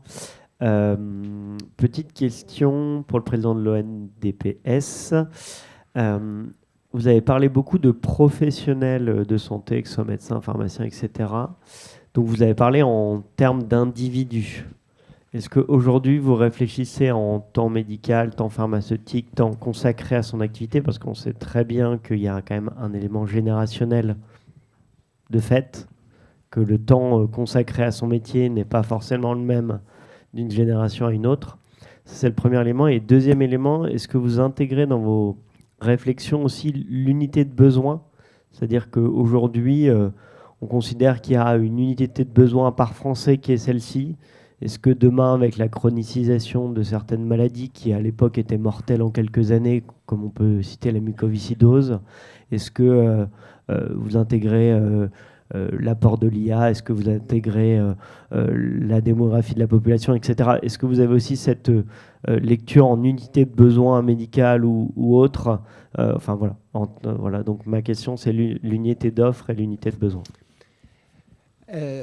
Oui, bien sûr, mais ça, c'est le programme de la conférence nationale. La conférence nationale qui doit aboutir à un arrêté au mois de juin et qui sera donc présenté au mois de mai. Et avant, il y a 3 séminaires dans lesquels interviendront l'adresse sur les éléments actualisés de projection, la Caisse nationale d'assurance maladie sur la consommation, À ce titre, jusqu'à présent, alors que on a la perception que les médecins généralistes travaillent moins. En tout cas, ils ouvrent moins souvent leur cabinet. Par contre, la production, puisque là c'est parfaitement chiffré, puisqu'ils sont tous rattachés à la Caisse nationale de la maladie, n'a pas bougé. Je ne sais pas pourquoi, mais il semble, c'est uniquement des données orales, que ça tend à fléchir un petit peu. Et de savoir comment ils travaillent, je pense qu'on aura une petite perception, en tout cas pour la médecine libérale. Ça sera beaucoup plus compliqué pour la médecine hospitalière, encore que la FHF interviendra aussi. Et puis, il y a d'autres personnes, en particulier l'IRDES, mais aussi l'IRDES et l'INSEE, sur l'évolution de notre pays. Et ce qui est important, c'est pas de vivre plus longtemps, mais c'est de vivre plus longtemps en bonne santé. Et il y a des éléments importants. Et à ce titre, il vaut mieux, certains le disaient, être riche et en bonne santé que pauvre et le contraire. Et il y a plus de difficultés pour les femmes que pour les hommes actuellement en France, même si les hommes décèdent un peu plus tôt. Donc tous ces éléments seront analysés à l'occasion de la conférence nationale et des 3 séminaires successifs dans lesquels on apportera des éléments aussi de démographie par les ordres et des éléments de formation par les conférences pour essayer de sortir au plus près le nombre de professionnels à former dans les 4 disciplines telles que ça nous est demandé. Je ne réponds pas aujourd'hui à la question, mais c'est au programme. Mais ce n'est pas facile à objectiver. Merci Pierre. Une dernière question, parce que le temps passe. Question courte, réponse courte. Question courte, Gaëtan Casanova. Il y a 2 moments et 2 éléments importants dans les études sur la démographie. Le premier, c'est l'abandon durant les études, mais on va dire premier et second cycle. Et le second, vous l'avez évoqué aussi, c'est l'abandon post-internat. J'avais regardé, notamment en croisant les inscriptions au RPPS et les arrêtés d'affectation à l'internat. Alors, je pense que ces ordres de grandeur se seraient affinés, mais j'avais trouvé à peu près aux alentours de 15%. Ça dépendait des années, donc de personnes qui étaient affectées à l'internat, donc qui rentraient à l'internat, ils avaient une ville d'affectation et une spécialité, et ensuite ils sont plus au RPPS, qui avec toutes les hypothèses. Ils travaillent dans l'industrie, ils ont changé de pays, ils font pas de clinique, etc., etc. Donc, est-ce que ces éléments-là, vous avez des chiffres qui sont plus fins? Et la deuxième chose, c'est est-ce que lorsqu'on fait les extrapolations de démographie et lorsqu'on regarde les besoins, on prend en compte cette attrition, ces effets d'attrition dans les 2 premiers cycles et en post-internat? Alors, on n'a pas de données après RPPS, mais c'est assez facile à retrouver, ce que vous avez fait, je pense, avec la Caisse nationale d'assurance maladie. Enfin, avec le RPPS, c'est assez simple, c'est un peu de travail. On a des données un peu plus fines, mais c'est compliqué pour les abandons en premier, deuxième cycle. Pourquoi ? Parce qu'il n'y a pas la même linéarité des études pour les étudiants qu'actuellement. Ils prennent souvent des années de césure, voire ils arrêtent pendant 2 ans. Et donc, on ne peut pas considérer que c'est un abandon. Et donc, on estime aujourd'hui que pour l'odontologie, c'est 1,5% d'abandon. Pour la médecine, c'est 2%. Pour la pharmacie, 3%. Et 8% pour la maïeutique. Alors, le pourquoi, je ne peux pas vous le dire aujourd'hui. Il faudrait l'analyser plus finement. Gérard Raymond, président de l'Union nationale des associations agréées du système de santé, France Asso Santé, et donc représentant des usagers du système de santé. Ça fait quand même pas mal d'années qu'on se côtoie et qu'on essaie de réfléchir ensemble à l'évolution de notre système de santé. Globalement, en 2 ou 3 minutes, sur tout ce que vous nous avez dit, c'est cohérent, y compris le travail que font à l'heure actuelle sur la formation, etc. C'est tout à fait cohérent. Je vois bien qu'on est aujourd'hui dans une réflexion avancée. Comment transformer notre système de soins pour en faire aussi un système de santé, une transformation structurelle mais culturelle de l'ensemble des acteurs et particulièrement des professionnels de santé. On verra après comment nos concitoyens doivent aussi transformer leurs besoins vis-à-vis de l'offre qu'il nous faut mettre en place. Et c'est vrai que 2 ou 3 fois il a été questionné, est-ce que on a besoin que du médecin? Est-ce qu'on n'a pas besoin d'une équipe traitante sur un territoire qui a des missions, etc., etc. On voit bien que dans les chiffres et les réflexions des uns et des autres, on tend vers cela. Et personnellement, ce qui me paraît le plus important, c'est retrouver du sens dans les métiers. Et que le métier de professionnel de santé, c'est certainement le plus beau métier du monde. C'est celui d'aider son concitoyen, d'aider les personnes qui sont dans la souffrance, parfois même les guérir, les accompagner. C'est un beau métier, donc certainement retrouver du sens. Mais quand je vois les évolutions et qu'on parle d'attractivité, bien sûr, mais je ne me suis pas sûr que l'attractivité soit que l'attractivité financière. C'est retrouver du sens, retrouver des valeurs qui font que ce métier-là, il se partage, il se conçoit en équipe et il se conçoit surtout dans la relation humaine. Alors moi, si j'ai quelque chose, en tout cas dans les débats préliminaires qui m'ont marqué, je rejoins complètement ce que disait Monsieur Maine tout à l'heure sur le pessimisme ambiant, en fait, alors que on mesure bien qu'il y a un écart entre le ressenti et la réalité. Et c'est vrai qu'on est dans une société aujourd'hui où les prophéties négatives autoréalisatrices, c'est décrit en psychanalyse, on court. C'est-à-dire qu'à force de dire que tout va mal, tout le monde est convaincu que tout va mal. Et ça touche également le système de santé. Alors ça ne veut pas dire qu'il n'y a pas de problème, bien évidemment, il y a des problèmes aujourd'hui d'attractivité. Les jeunes professionnels aujourd'hui ne travailleront pas comme ont travaillé les anciens. Et tout le défi auquel on est confronté est de savoir comment on organise les coopérations et le travail en fait en équipe. Pourquoi ? Parce qu'on est confronté à un double défi. Le premier, c'est la transition démographique. Deuxième, c'est l'explosion des maladies chroniques.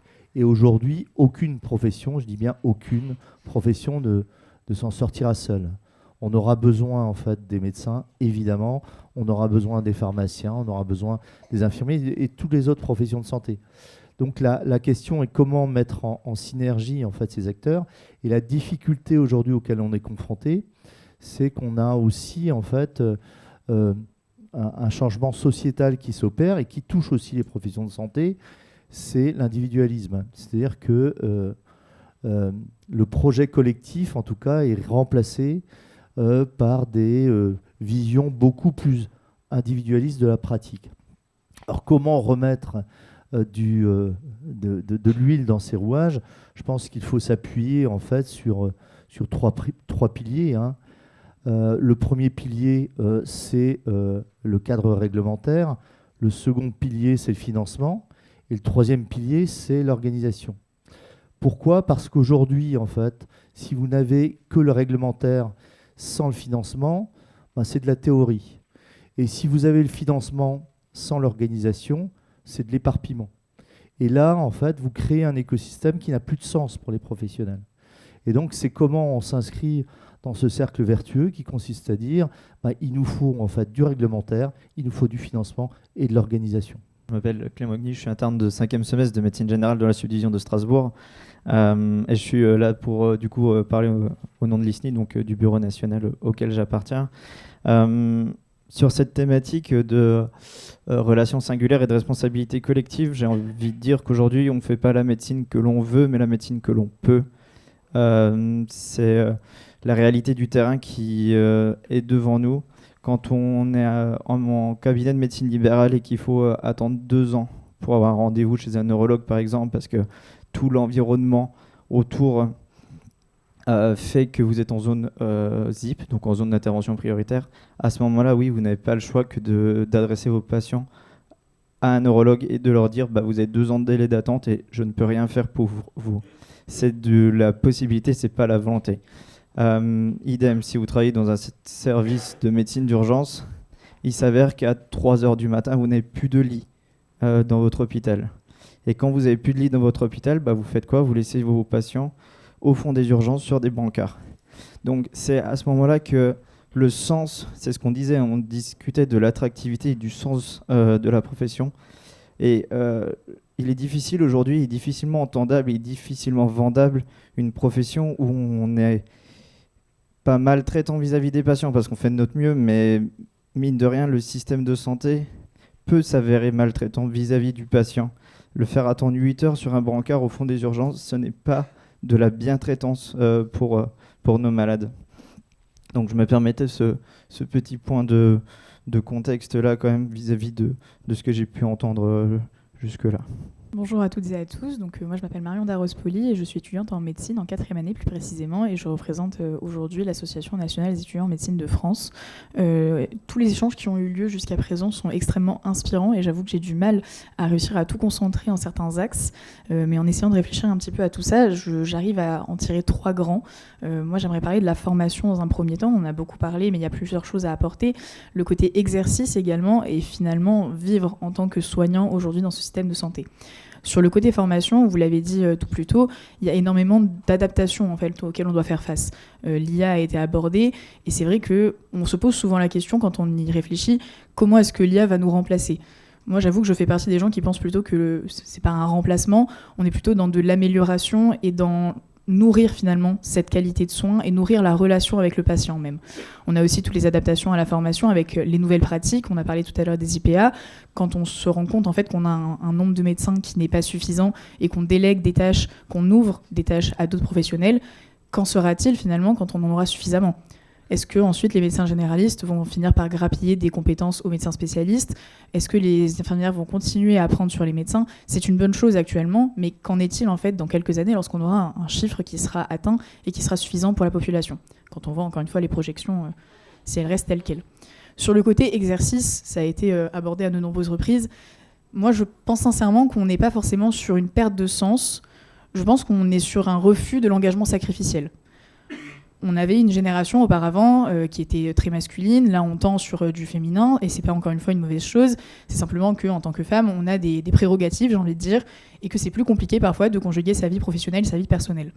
Encore une fois, c'est pas de la fainéantise, c'est pas la nouvelle génération ne veut plus faire. La génération, elle essaye de faire ce qu'elle peut et je vous assure qu'il n'y a rien de pire pour un soignant que de ne pas pouvoir exercer comme on le souhaite. Je le sens en tant qu'étudiante, je le sens quand je suis en garde, je le sens quand on essaye de faire bien avec moins. Et honnêtement, c'est très compliqué. Et quand on voit toute l'actualité politique, finalement, qui parfois vise à nous contraindre à certaines choses, ça ne fait pas plaisir. Et surtout quand on se rend compte que ça ne sera pas bénéfique pour les patients, parce que c'est quelque chose qui masque l'échec, en fait, concrètement, des politiques publiques depuis des années et des années. Et moi, ce que je reproche énormément à ce qu'on peut actuellement débattre, c'est qu'on pense surtout au court terme. On a très rarement des visions long terme, en fait. On se dit, là, dans l'urgence, qu'est-ce qui est bon pour nous ? Comment est-ce qu'on fait pour se sortir de tout ça ? Alors c'est une très bonne chose, parce qu'il faut réfléchir aux solutions court terme, il faut qu'on sorte de ce pétrin, parce que là actuellement c'est sûr qu'il y a une crise de la démographie médicale, on en est tous conscients. Mais au long terme, qu'est-ce que ça donne ? Comment est-ce qu'on réfléchit à tout ça ? Et quand on voit toutes les propositions de loi qui sont déposées aussi bien par le gouvernement, aussi bien par les députés, aussi bien par les sénateurs, on se rend compte que personne ne réfléchit à ce long terme, personne ne voit plus loin que 2 ans, 3 ans. Tout ce qui rentre en vigueur, c'est 2027, 2028. On a vraiment du mal à se projeter au-delà. Et je pense que c'est quelque chose sur lequel on devrait vraiment tabler. Alors, j'ai pas les solutions, je vous avoue, j'y réfléchis beaucoup, mais je n'ai pas les solutions. Mais pour le coup, c'est quelque chose sur lequel on devrait vraiment tabler. Parce que cette notion d'urgence, et j'en parlais tout à l'heure avec certains pendant le petit déjeuner, en fait, tout est l'urgence. Tout est urgence, et c'est extrêmement compliqué de rationaliser tout ça. En fait, on ne cherche plus à soigner, on cherche à pallier. Et c'est vraiment quelque chose de très différent. Donc tout ça, en fait, ça change le métier, ça change la perception des choses, ça change la collaboration aussi. Parce qu'on parle beaucoup de pluriprofessionnalité, c'est extrêmement important et je fais un petit clin d'œil à mon collègue kiné dans la salle. On a vraiment besoin de travailler tous ensemble, c'est une nécessité pour le patient. Et quand on parle notamment de déserts médicaux, ce qu'il faut bien comprendre aussi, c'est que les médecins, ils veulent exercer ensemble. Ils veulent exercer entre généralistes et spécialistes, ils veulent exercer avec des pharmaciens, ils veulent exercer avec des sages-femmes. On veut exercer avec tout le monde. On a besoin d'exercer avec tout le monde, encore une fois, dans l'intérêt du patient. Donc quand on parle je vous entendais tout à l'heure dire, oui, il y a ce côté un petit peu plus individualiste, moi je dirais bien au contraire, en fait, qu'on a ce besoin de collectif. Et c'est peut-être quelque chose qu'on n'a pas encore vraiment trouvé, et on a besoin de ça pour tendre vers un système de santé qui sera réellement efficient. Merci beaucoup. Optimisme, c'est le mot qui me parle beaucoup et j'aimerais bien qu'on sorte de cette salle, de cette journée avec des propositions d'action, un plan d'action. Moi, je suis biologiste médical, donc je ne peux pas parler pour d'autres professions, mais je vois de ma fenêtre ce qu'on est en capacité de faire de manière coordonnée. Donc on est pivot stratégique entre la donnée individuelle d'un côté et la mécanique du système de santé en général. Il y a toujours entre la relation singulière et le collectif, comment on arrive à mettre ça en résonance. Alors, déjà, ce qu'il faut pour avoir un colloque singulier, c'est d'avoir des professionnels de santé. Donc, en biologie médicale, par exemple, il y a 5000 laboratoires de proximité. Toutes les personnes, on est à moins de 20 km d'un laboratoire, en tout cas 99% de la population. Mais maintenant, qu'est-ce qu'on fait avec ces personnes et ces outils-là ? Eh bien, ce qu'on pourrait faire, c'est un changement de paradigme et mettre en œuvre une stratégie de « make every contact count ». C'est-à-dire, et donc là je parle de la biologie, mais bien sûr c'est pour les autres professions de la même manière, donc, ce qu'il faudrait, c'est, quand on a un patient devant soi, savoir qui il est et quoi dépister, par exemple, pour être en amont. Je prends un exemple très simple. Vous avez un patient qui pousse la porte d'un laboratoire, qui a plus de 65 ans, on est en hiver. Est-ce qu'il est vacciné, oui ou non, contre la grippe ? Est-ce qu'il veut se faire vacciner contre la grippe ? Si la réponse est oui, on joint l'utile à l'agréable, et puis pendant qu'on pique d'un côté, eh bien on pique de l'autre. Voilà, pour résumer.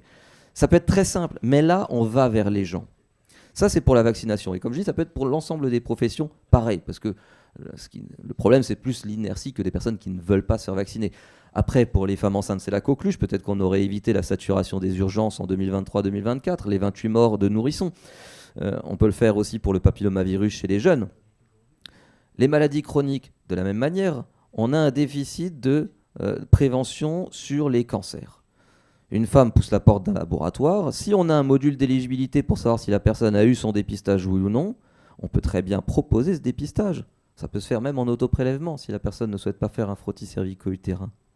Le cancer colorectal, pareil. Monsieur et madame poussent la porte d'un laboratoire, d'un cabinet X ou Y. Si on a ce fameux module d'éligibilité, ça ne veut pas dire avoir accès aux données, mais juste savoir si la personne devrait avoir ce dépistage. On peut le faire. Les maladies rénales chroniques, cardiovasculaires, hépatiques, on a des scores de risque maintenant, des scores prédictifs de risque dans nos laboratoires. On a des algorithmes qui permettent, avec l'expertise du biologiste médical, de pouvoir prédire. Évidemment, ce n'est pas à 100%, mais au moins on sait comment ajuster le dépistage. Alors la Haute Autorité de Santé, pour prendre juste l'exemple des maladies rénales chroniques, a mis en œuvre des recommandations, mais qu'on ne peut pas mettre en place parce que l'assurance maladie bloque la réalisation des examens nécessaires à ce score prédictif de risque. C'est dommage, parce qu'au Canada, ils l'ont mis en place et ils ont diminué de 66% le nombre de consultations chez le néphrologue et de 90% le délai d'attente. L'équipe de Tanguy en 2019.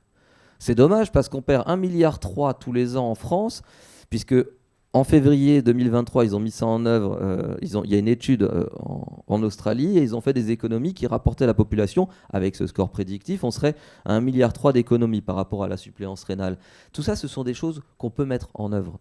Et il faut les outils. On a parlé d'intelligence artificielle, c'est effectivement où sont les moyens pour mettre en œuvre de l'intelligence artificielle. Nous, je peux vous dire, ça existe déjà des logiciels dans les laboratoires pour prédire le risque, pour développer des nouveaux marqueurs prédictifs. Je ne parle même pas d'innovation des biomarqueurs. En génétique, honnêtement, on est à bienvenue à Gattaca. On a des choses extraordinaires qui permettent de prédire le risque de tel ou tel cancer dans les 10, 20 prochaines années, ou parfois même 2 prochaines années. Donc, tous ces outils-là, il faut pouvoir les mettre en œuvre, mais on n'a pas les moyens. Alors, comment on fait pour trouver les moyens ? L'envie, bien sûr, mais les moyens. Ah, ça sonne, alors j'y suis presque. Eh bien, il faut peut-être simplifier un certain nombre de choses. Il y a quand même des ressources humaines et financières qu'on peut récupérer dans la simplification de cet hydre administratif qu'on a en France. Pour l'exemple en biologie médicale, c'est le COFRAC, l'accréditation. On est très pro démarche qualité, mais on voit que ça va beaucoup trop loin par rapport à l'intérêt du patient et que ça freine l'innovation. Donc je pense que tant qu'on ne s'attaque pas à cette racine-là pour récupérer des ressources humaines et financières, je pense qu'il ne faut pas de coups de rabot brutaux sur les professionnels de santé parce que ça ne réglera pas les problèmes, notamment en prévention et les problèmes des patients. Merci. Bonjour à toutes et à tous, moi je suis Atika Bokhari, je suis interne de médecine générale à Nantes et je suis aussi présidente de l'ISNAR-IMG, le syndicat national des internes de médecine générale. Je vous remercie beaucoup pour votre invitation aujourd'hui et je suis extrêmement ravie de voir que cette réflexion, il y a une lueur d'espoir parce qu'on la mène tous. J'ai l'impression que collectivement, on est tous en train de s'atteler à essayer de trouver des solutions, à comprendre les points de vue les uns des autres pour nous amener à justement quelque chose, un avenir qu'on décide et qu'on ne décide pas à notre place. Moi, s'il y a un terme sur lequel je voudrais revenir, c'est le terme de renoncement aux soins. C'est un terme qui est extrêmement intéressant, qui concerne 2 tiers de la population française, qui concerne 40% de nos patients pour des raisons économiques. Pour autant, le terme renoncement aux soins, il me dérange un petit peu. Parce que j'ai l'impression qu'on met la faute sur la personne qui a renoncé. Or, elle a été poussée à renoncer. Quelque chose a été fait, des barrières ont été levées, des choses ont fait que cette personne a été amenée à renoncer à ses soins.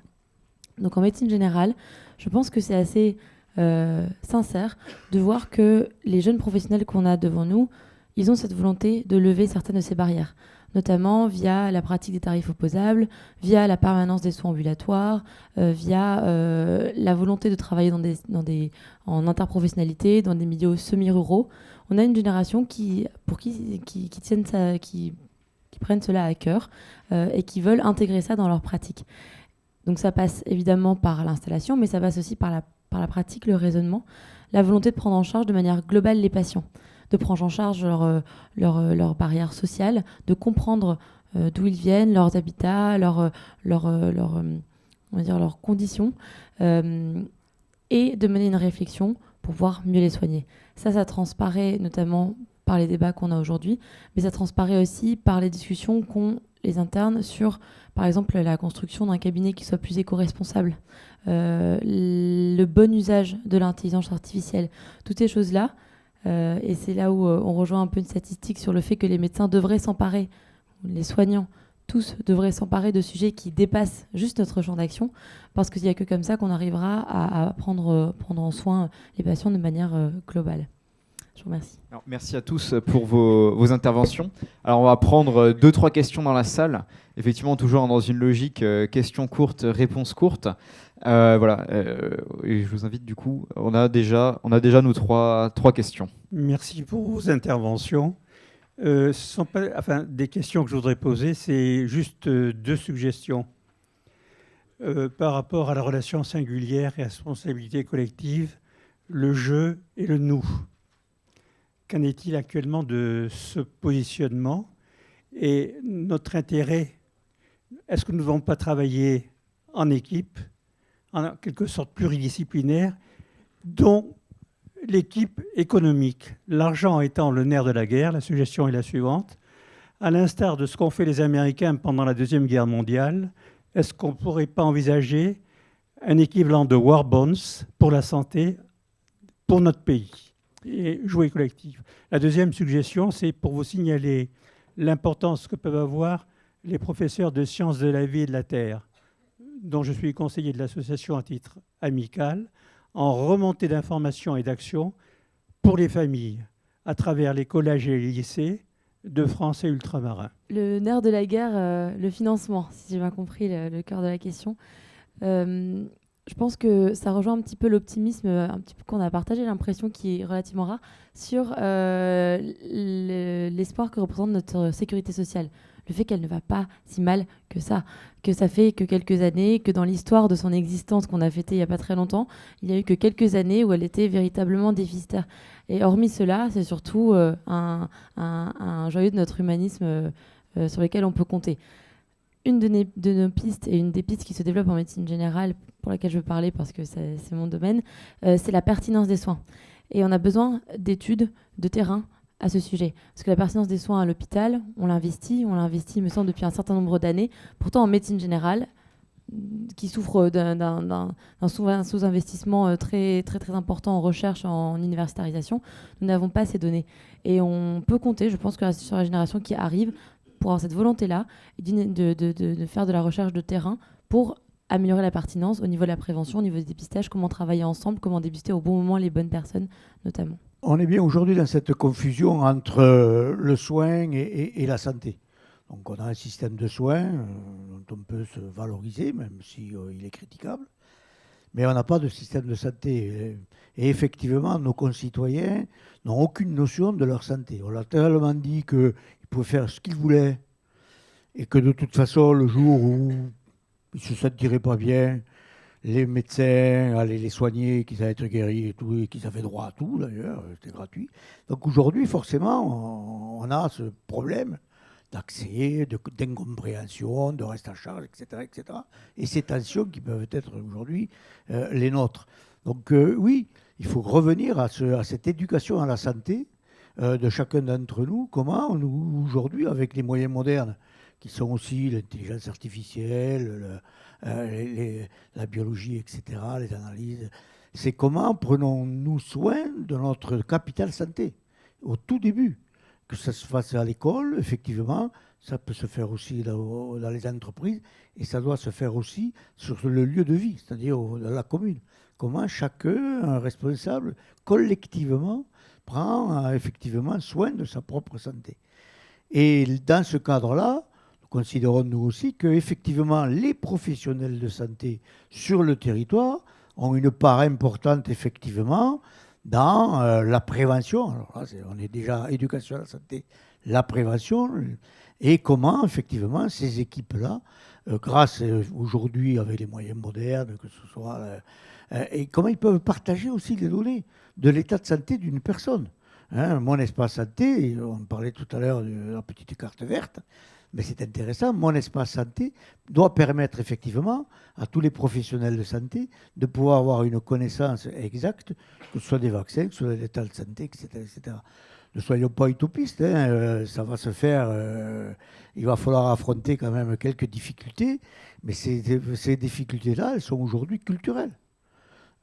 Parce qu'on nous a tellement appris à être dans des cases qu'il va bien falloir transformer effectivement, dans le cadre des formations initiales, les professionnels de santé et nous-mêmes à pouvoir partager effectivement. Voilà pourquoi nous parlons, nous, d'équipe sur le territoire, une mission de santé publique et une mission d'accompagnement des personnes atteintes le plus souvent de pathologies chroniques. Le modèle financier, c'est autre chose. Deuxième question pour Jean. Merci pour vos interventions. J'avais juste une remarque préliminaire qui va un peu dans le sens de ton intervention, Clément, et une question aux 3 ou 4 jeunes. Je ne sais pas si Lionel, je le mets dans les jeunes, mais voilà, je peux encore. Mais en tout cas, ma remarque, c'est une remarque presque un peu agacée, je le dis avec gentillesse, mais c'est que finalement, on se questionne toujours de façon un peu trop simpliste sur du quantitatif. Il faut tant de médecins, tant de soignants, tant de choses, tant d'argent, etc. Mais à un moment donné, il faut quand même se dire que la priorité, c'est s'interroger en responsabilité populationnelle, en organisation, parce que sinon, on n'y arrivera jamais. Ça rejoint un peu ce que tu as dit, Lionel, en fait. Hein. C'est un problème d'organisation. Il faut arrêter faut vraiment inverser le truc, quoi. Dire la priorité. Et pourquoi je suis agacé, c'est qu'on entend, alors je ne sais pas si c'est vrai, et on verra dans les prochaines semaines, qu'on remet en cause les CPTS, qu'on va remettre en cause les mailles d'organisation, qu'on a mis des mois et des mois pour créer du lien et de l'interopérabilité, parce que dans l'organisation, il y a l'organisation des gens, mais les outils qu'on leur donne pour s'organiser bien avant de parler de moyens. Donc si on ne raisonne pas en responsabilité populationnelle, et est-ce qu'un médecin, un médecin est reçu par un patient, est-ce qu'il a besoin d'un neurologue en 3 mois, 6 mois, 12 mois ou 24 mois? Ça, c'est un problème de responsabilité. Si on ne répond pas à ces questions-là, on peut faire travailler Pierre Claveloux pendant 25 ans et on n'aura toujours pas il est encore là, mais on n'aura toujours pas la martingale pour avoir le bon nombre de médecins. Ça, c'est un mythe dont il faut sortir. Bref, c'est un peu agacé, mais je pense qu'il faut le partager. C'est l'objectif. Moi, j'ai une question très précise aux 3 ou 4 jeunes. Est-ce que vous avez réfléchi ensemble à ce que c'est un médecin, en l'occurrence, et un soignant aujourd'hui? C'est-à-dire que qu'est-ce que vous avez envie d'exercer comme métier? Parce que ce n'est pas forcément clair. Vous avez envie de faire quoi? De l'accompagnement d'IA, de l'accompagnement de patients, de la technicité. Est-ce que vous avez vraiment défini votre feuille de route du soignant, du docteur et du soignant de demain, et si possible, ensemble? Donc ça s'adresse à tous les 3. Lionel pourra rajouter un petit truc. En 2-3 phrases par jeune. Lionel, content comme jeune. Merci pour la remarque. Aujourd'hui, je pense que l'intelligence artificielle peut suppléer à énormément de connaissances qu'on a inculquées lors de notamment le concours national de la 6e année, avec les fameuses 16 000 pages de collège à apprendre par cœur, on s'en souvient. Et sur ce point de vue-là, je pense que l'intelligence artificielle peut vraiment être un pilier pour nous aider sur de la connaissance théorique brute. Et en diminuant cette connaissance théorique brute imposée aux médecins pendant notamment l'externat, cela libérerait aussi du temps pour faire plus de relationnel, plus des cours sur de l'annonce de décès, de l'annonce de diagnostic lourd, plus de soins au contact du patient. Effectivement, sur les années, donc je prends vraiment en exemple externat, où c'est vraiment les années où je trouve on passe le plus de temps théorique et le moins de temps pratique, et notamment le relationnel qu'on n'apprend pas. Je pense que ça, c'est vraiment quelque chose sur lequel on peut tendre et qui améliorerait la relation notamment soignant-soigné, Et voilà, je pense que ça peut être vraiment une bonne chose d'utiliser l'intelligence artificielle dans ce but-là. Juste un commentaire sur ce que vient de dire Clément qui me paraît très important. J'évoquais tout à l'heure la série d'articles publiés dans le New England Journal of Medicine. Je regarde Jean, je regarde Pierre, vous les avez peut-être vus. Ça fait 1 an que tous les mois, il y a un article, alors américain à chaque fois, hein, mais qui pose ces questions-là. Ce qui veut dire que ce n'est pas un problème franco-français. Hein. C'est vraiment une évolution de l'enseignement en santé d'ailleurs, pas que en médecine, mais enfin parlons de la médecine aujourd'hui, qui nous écartèle entre le développement du numérique et puis les valeurs humaines. Et on reparlera de valeurs d'ailleurs, un terme qui a déjà été cité. Mais vous avez raison et votre réponse est extrêmement pertinente et donne lieu à de l'optimisme.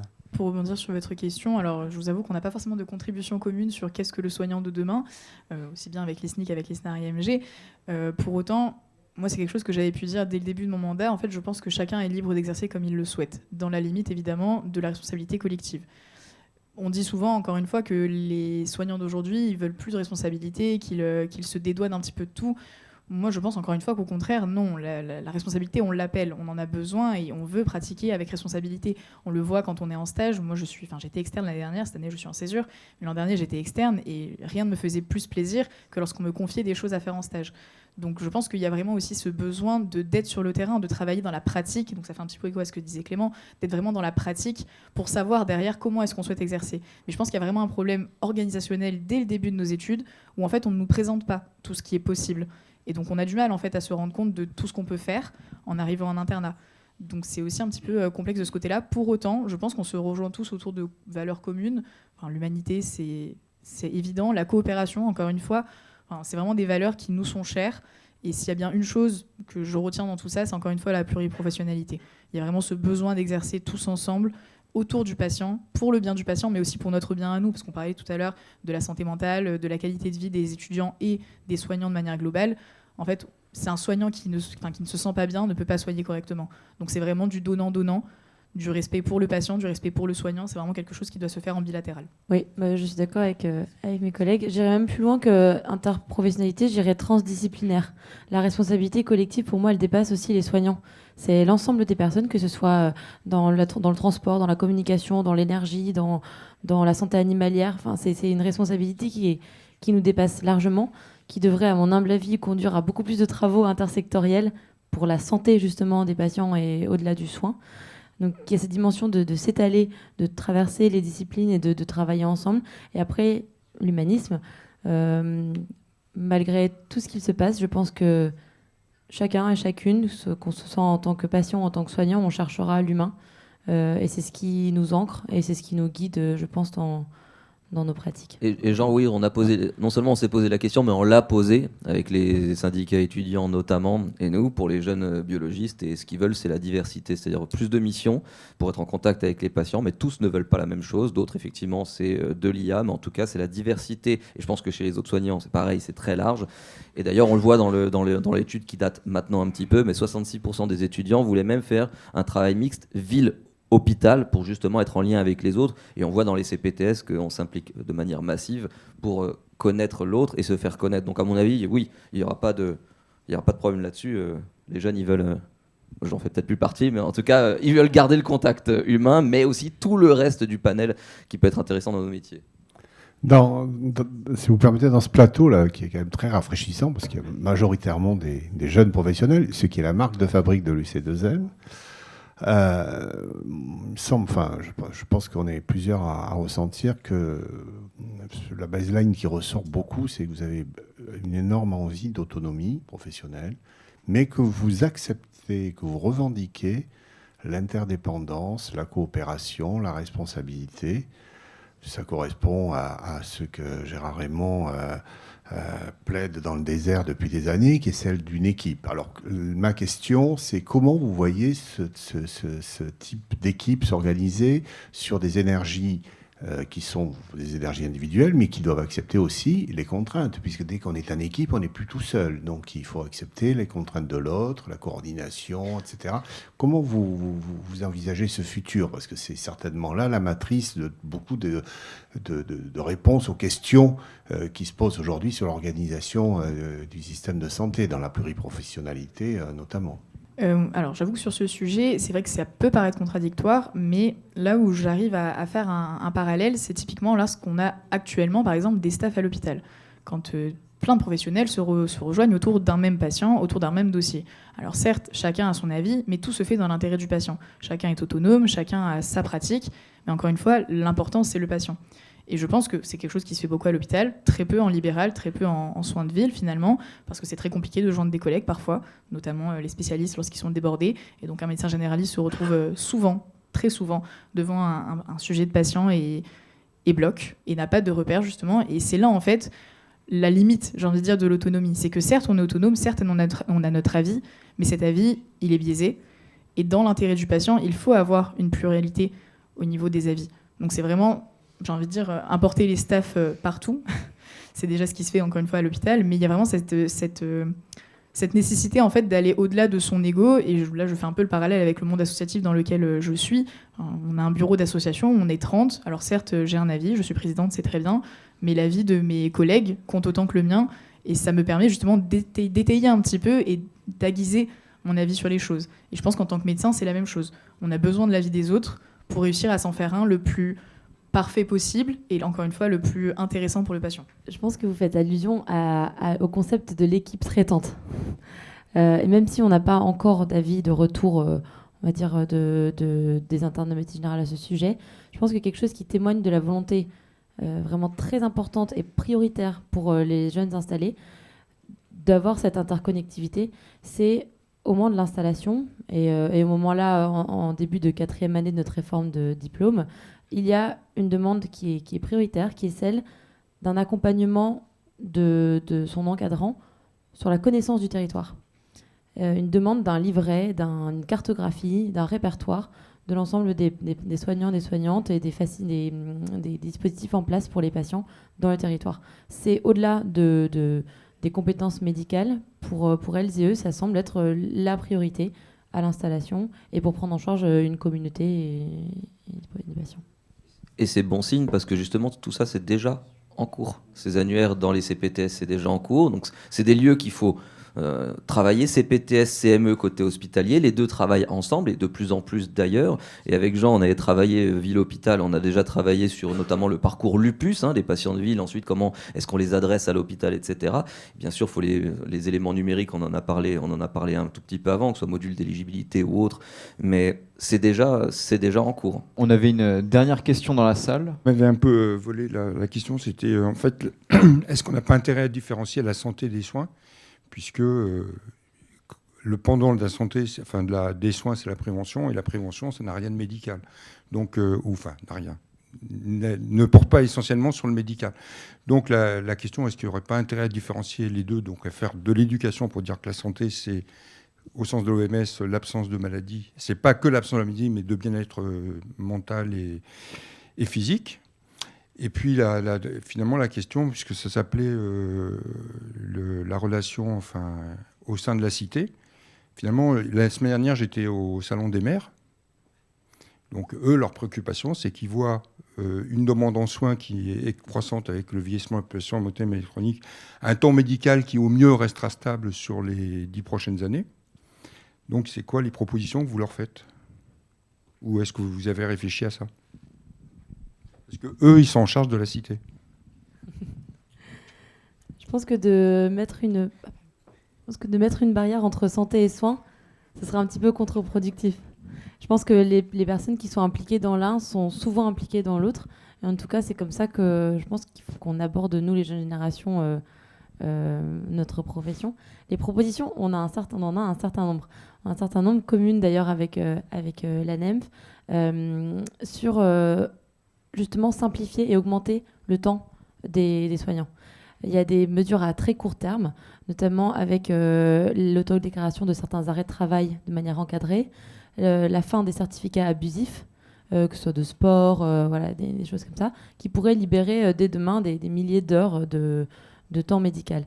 À moyen terme, on a déjà dégagé certaines sur la formation des collégiens et des lycéens sur le bon recours à la santé. Donc ça va au-delà du soin, sur des propositions qui sont celles de d'avoir un bon recours aux soins et de mener une éducation, de mener un peu de pédagogie là-dedans pour qu'elles et eux, justement, n'aient pas de recours abusif aux soins. Juste un mot, si vous permettez. Moi, je pense que si on veut évoluer de l'actuel système de soins vers un véritable système de santé qui intègre la prévention, alors il faut aller vers de l'interministériel et sortir le tout ministère de la Santé. Effectivement, la prévention, ce n'est pas une compétence exclusivement médicale, loin de là. Hein. Les spécialistes des sciences de l'éducation sont sûrement même beaucoup plus compétents que les médecins en matière de communication pour l'éducation, pour la santé.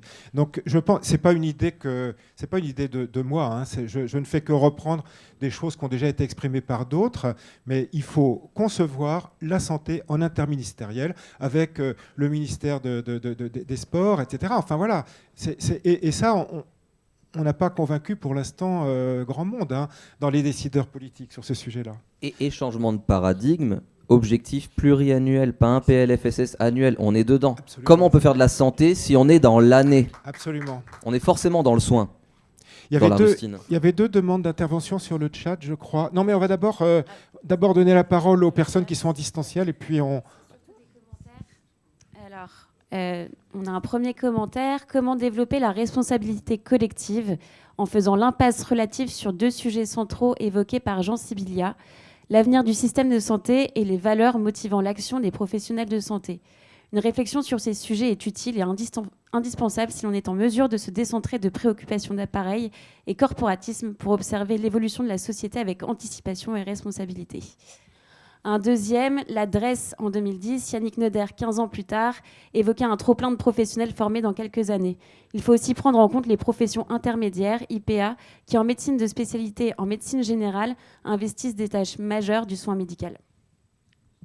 Alors ce sont 2 commentaires à mon avis très pertinents, mais je pense qu'ils n'appellent pas forcément une réponse, tellement ils sont pertinents, ce qui fait qu'on peut donner la parole à nouveau dans la salle. Il y a une dimension qui a été assez peu évoquée, puisque le sujet qu'on a choisi, c'est les professionnels de santé au cœur de la cité. La cité, c'est évidemment la ville, la campagne, enfin, c'est-à-dire c'est l'extérieur, mais c'est aussi l'intérieur, c'est aussi le domicile. Et aujourd'hui, les médecins, ils n'y vont plus, ça c'est clair et net. Ça tombe bien, on a des patients qui vivent une partie de leur temps au domicile, des infirmiers qui, eux, y vont. Et donc, moi, la question que je me pose, c'est de savoir si cette dimension domiciliaire, elle doit être écartée, c'est-à-dire s'il n'y a plus de domicile, c'est-à-dire qu'on va se déporter vers des centres de soins, si le domicile a toujours une place. Et s'il a une place, évidemment, les infirmiers ont un avis là-dessus, et donc je suis évidemment très intéressé de l'entendre. Et ce qui m'intéresse aussi, c'est de savoir ce que les médecins, toutes spécialités confondues, envisagent de cette dimension du domicile. Est-ce qu'elle est pensée ? Est-ce qu'elle est totalement éludée ? Est-ce qu'on dit il y a des professionnels du domicile et d'autres qui ne le sont pas ? Enfin, comment vous voyez l'articulation de toutes ces dimensions-là, à mon avis, qui sont quand même assez essentielles ? Premier point, il y a un plébiscite, en tout cas, de la population pour rester à domicile. Tous les sondages le montrent. Et c'est comment on fait pour, effectivement, répondre à ces aspirations. Je parlais tout à l'heure, en propos liminaire, de mise en synergie. Et vous le soulignez, en fait, les médecins se déplacent peu, de moins en moins de professionnels de santé se déplacent à domicile. Et dans ce cadre-là, comment peut-on répondre à l'aspiration ? Je pense que cette mise en synergie est nécessaire. Je vais prendre une thématique, par exemple la vaccination. Plutôt que de projeter des pharmaciens au domicile pour aller faire des vaccins, bon, les pharmaciens sont très bien derrière dans leur officine. Nous, par contre, on est au domicile. Donc, comment on peut en fait avoir des actions synergiques entre médecins, pharmaciens et bien sûr infirmiers, pour potentialiser le déploiement de la couverture vaccinale. Et si on prend en fait toutes les thématiques de cet ordre-là, c'est de mettre en place, de mon point de vue, pour l'avenir du système de santé, ce qu'on appelle des leviers systémiques. C'est-à-dire que si on agit en fait sur des champs qui sont trop faibles, trop petits, on n'aura pas de levier systémique de réorganisation. Or, je reviens au double défi dont je parlais tout à l'heure, la transition démographique et l'explosion des maladies chroniques. On a le tsunami de personnes âgées, il est devant nous. Hein. il est devant nous. Moi, je suis étonné en fait que ce ne soit pas un débat central aujourd'hui chez les politiques, parce que qu'est-ce qu'on va faire demain de nos aînés? Les vieux de demain, c'est nous. Et comment on va être soigné? Donc, en fait, ces réflexions-là sont en cours. Alors, nous, ce qu'on dit, en tout cas, dans ma fédération, c'est que pour faire face à ça, il faut augmenter ce qu'on appelle le gatekeeping, ce que les anglo-saxons appellent le gatekeeping, les portes d'entrée dans le système. Il ne s'agit pas pour les infirmiers, ni même pour les IPA, de devenir médecin. On ne le sera jamais et on ne fait pas le même métier. Par contre, on peut être des portes d'entrée dans le système qui permettent effectivement à des patients de ne pas rester sur le bord de la route. Il ne s'agit pas de vouloir manger la laine sur le dos du pharmacien, le pharmacien sur le dos du médecin, etc. Il faut sortir de cette logique mortifère parce que le système s'effondrera au regard des défis qu'on a à relever. Donc, voilà,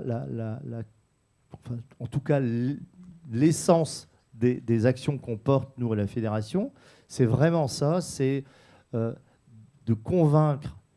La première chose que j'ai fait, moi, quand je suis arrivé à la présidence de la Fédération, c'est de prendre contact avec le président des pharmaciens pour lui dire « j'enterre la hache de guerre sur la vaccination ». Parce que c'est complètement débile aujourd'hui, alors que la couverture vaccinale mériterait d'être beaucoup plus large qu'elle ne l'est, et on parle là de prévention, de dire non, la vaccination, c'est nous. Et c'est pour ça que je vous disais aussi en propos liminaire que aucune profession ne fera tout toute seule. Aucune structure ne fera tout toute seule. L'hôpital ne fera pas tout seul. La ville ne fera pas tout toute seule. Donc, il faut avoir une vision qui soit une vision en fait à 360 degrés des problématiques et d'essayer d'insérer chaque acteur dans ces problématiques à sa place et pas à la place des autres. Et personne, en fait, aujourd'hui, en tout cas, nous, on a eu des procès d'intention là-dessus. Hein. On est en pleine réforme de nos vecteurs législatifs. On a une loi infirmière qui a été adoptée à l'unanimité des 2 chambres parlementaires. On est en négociation conventionnelle. Donc, on va intégrer de nouvelles mesures, mais certainement pas pour déshabiller l'une ou l'autre des professions. Mais au contraire, en fait, pour faciliter, 1, l'accès aux soins, et 2, faire en sorte peut-être qu'on a un système un peu plus performant demain. Sur le maintien à domicile, bon nombre d'entre nous sont atteints de pathologies chroniques. Faut-il qu'effectivement le médecin vienne 2 fois par jour faire une piqûre d'insuline ou non, je pense qu'aujourd'hui aussi, on a des moyens modernes de communication et de dialogue avec son équipe traitante qui permet effectivement d'avoir ce suivi et de rester à domicile. Voilà, alors évidemment, tout le monde n'est pas forcément équipé d'outils numériques qui lui permettent mais il va falloir là aussi éduquer l'ensemble de la population à pouvoir communiquer avec son équipe traitante en restant chez elle et avoir ce suivi. Moi, je voulais juste intervenir sur l'intervention de Jean Sibilia. Quand tu disais effectivement que c'est important d'avoir une planification, une organisation populationnelle de la santé, et Lionel Barrand m'a coupé un petit peu l'herbe sous le pied en disant qu'avec un PLFSS à 1 an, je ne vois pas comment on peut avoir une planification. Dans ce pays, pour l'armement, on a une loi de programmation militaire à 5 ans. Et la santé ne mérite pas de loi de programmation à 5 ans. Voilà. Actuellement, on envisage le retour à un service militaire.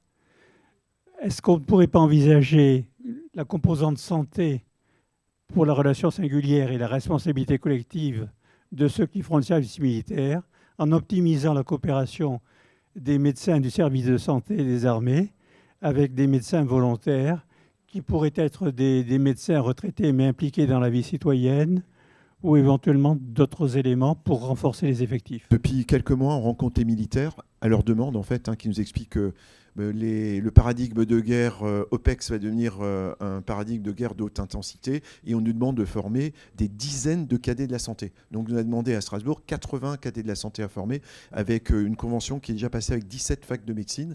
Donc le coup est parti, enfin sans mauvais jeu de mots. Hein. Mais ouais, il y a un vrai besoin de formation et qui pourront aussi participer aux 2 systèmes, hein, évidemment. C'est très inquiétant quelque part, mais c'est comme ça. En remerciant les participants à cette table ronde, qui était très très constructive et génératrice elle aussi d'optimisme.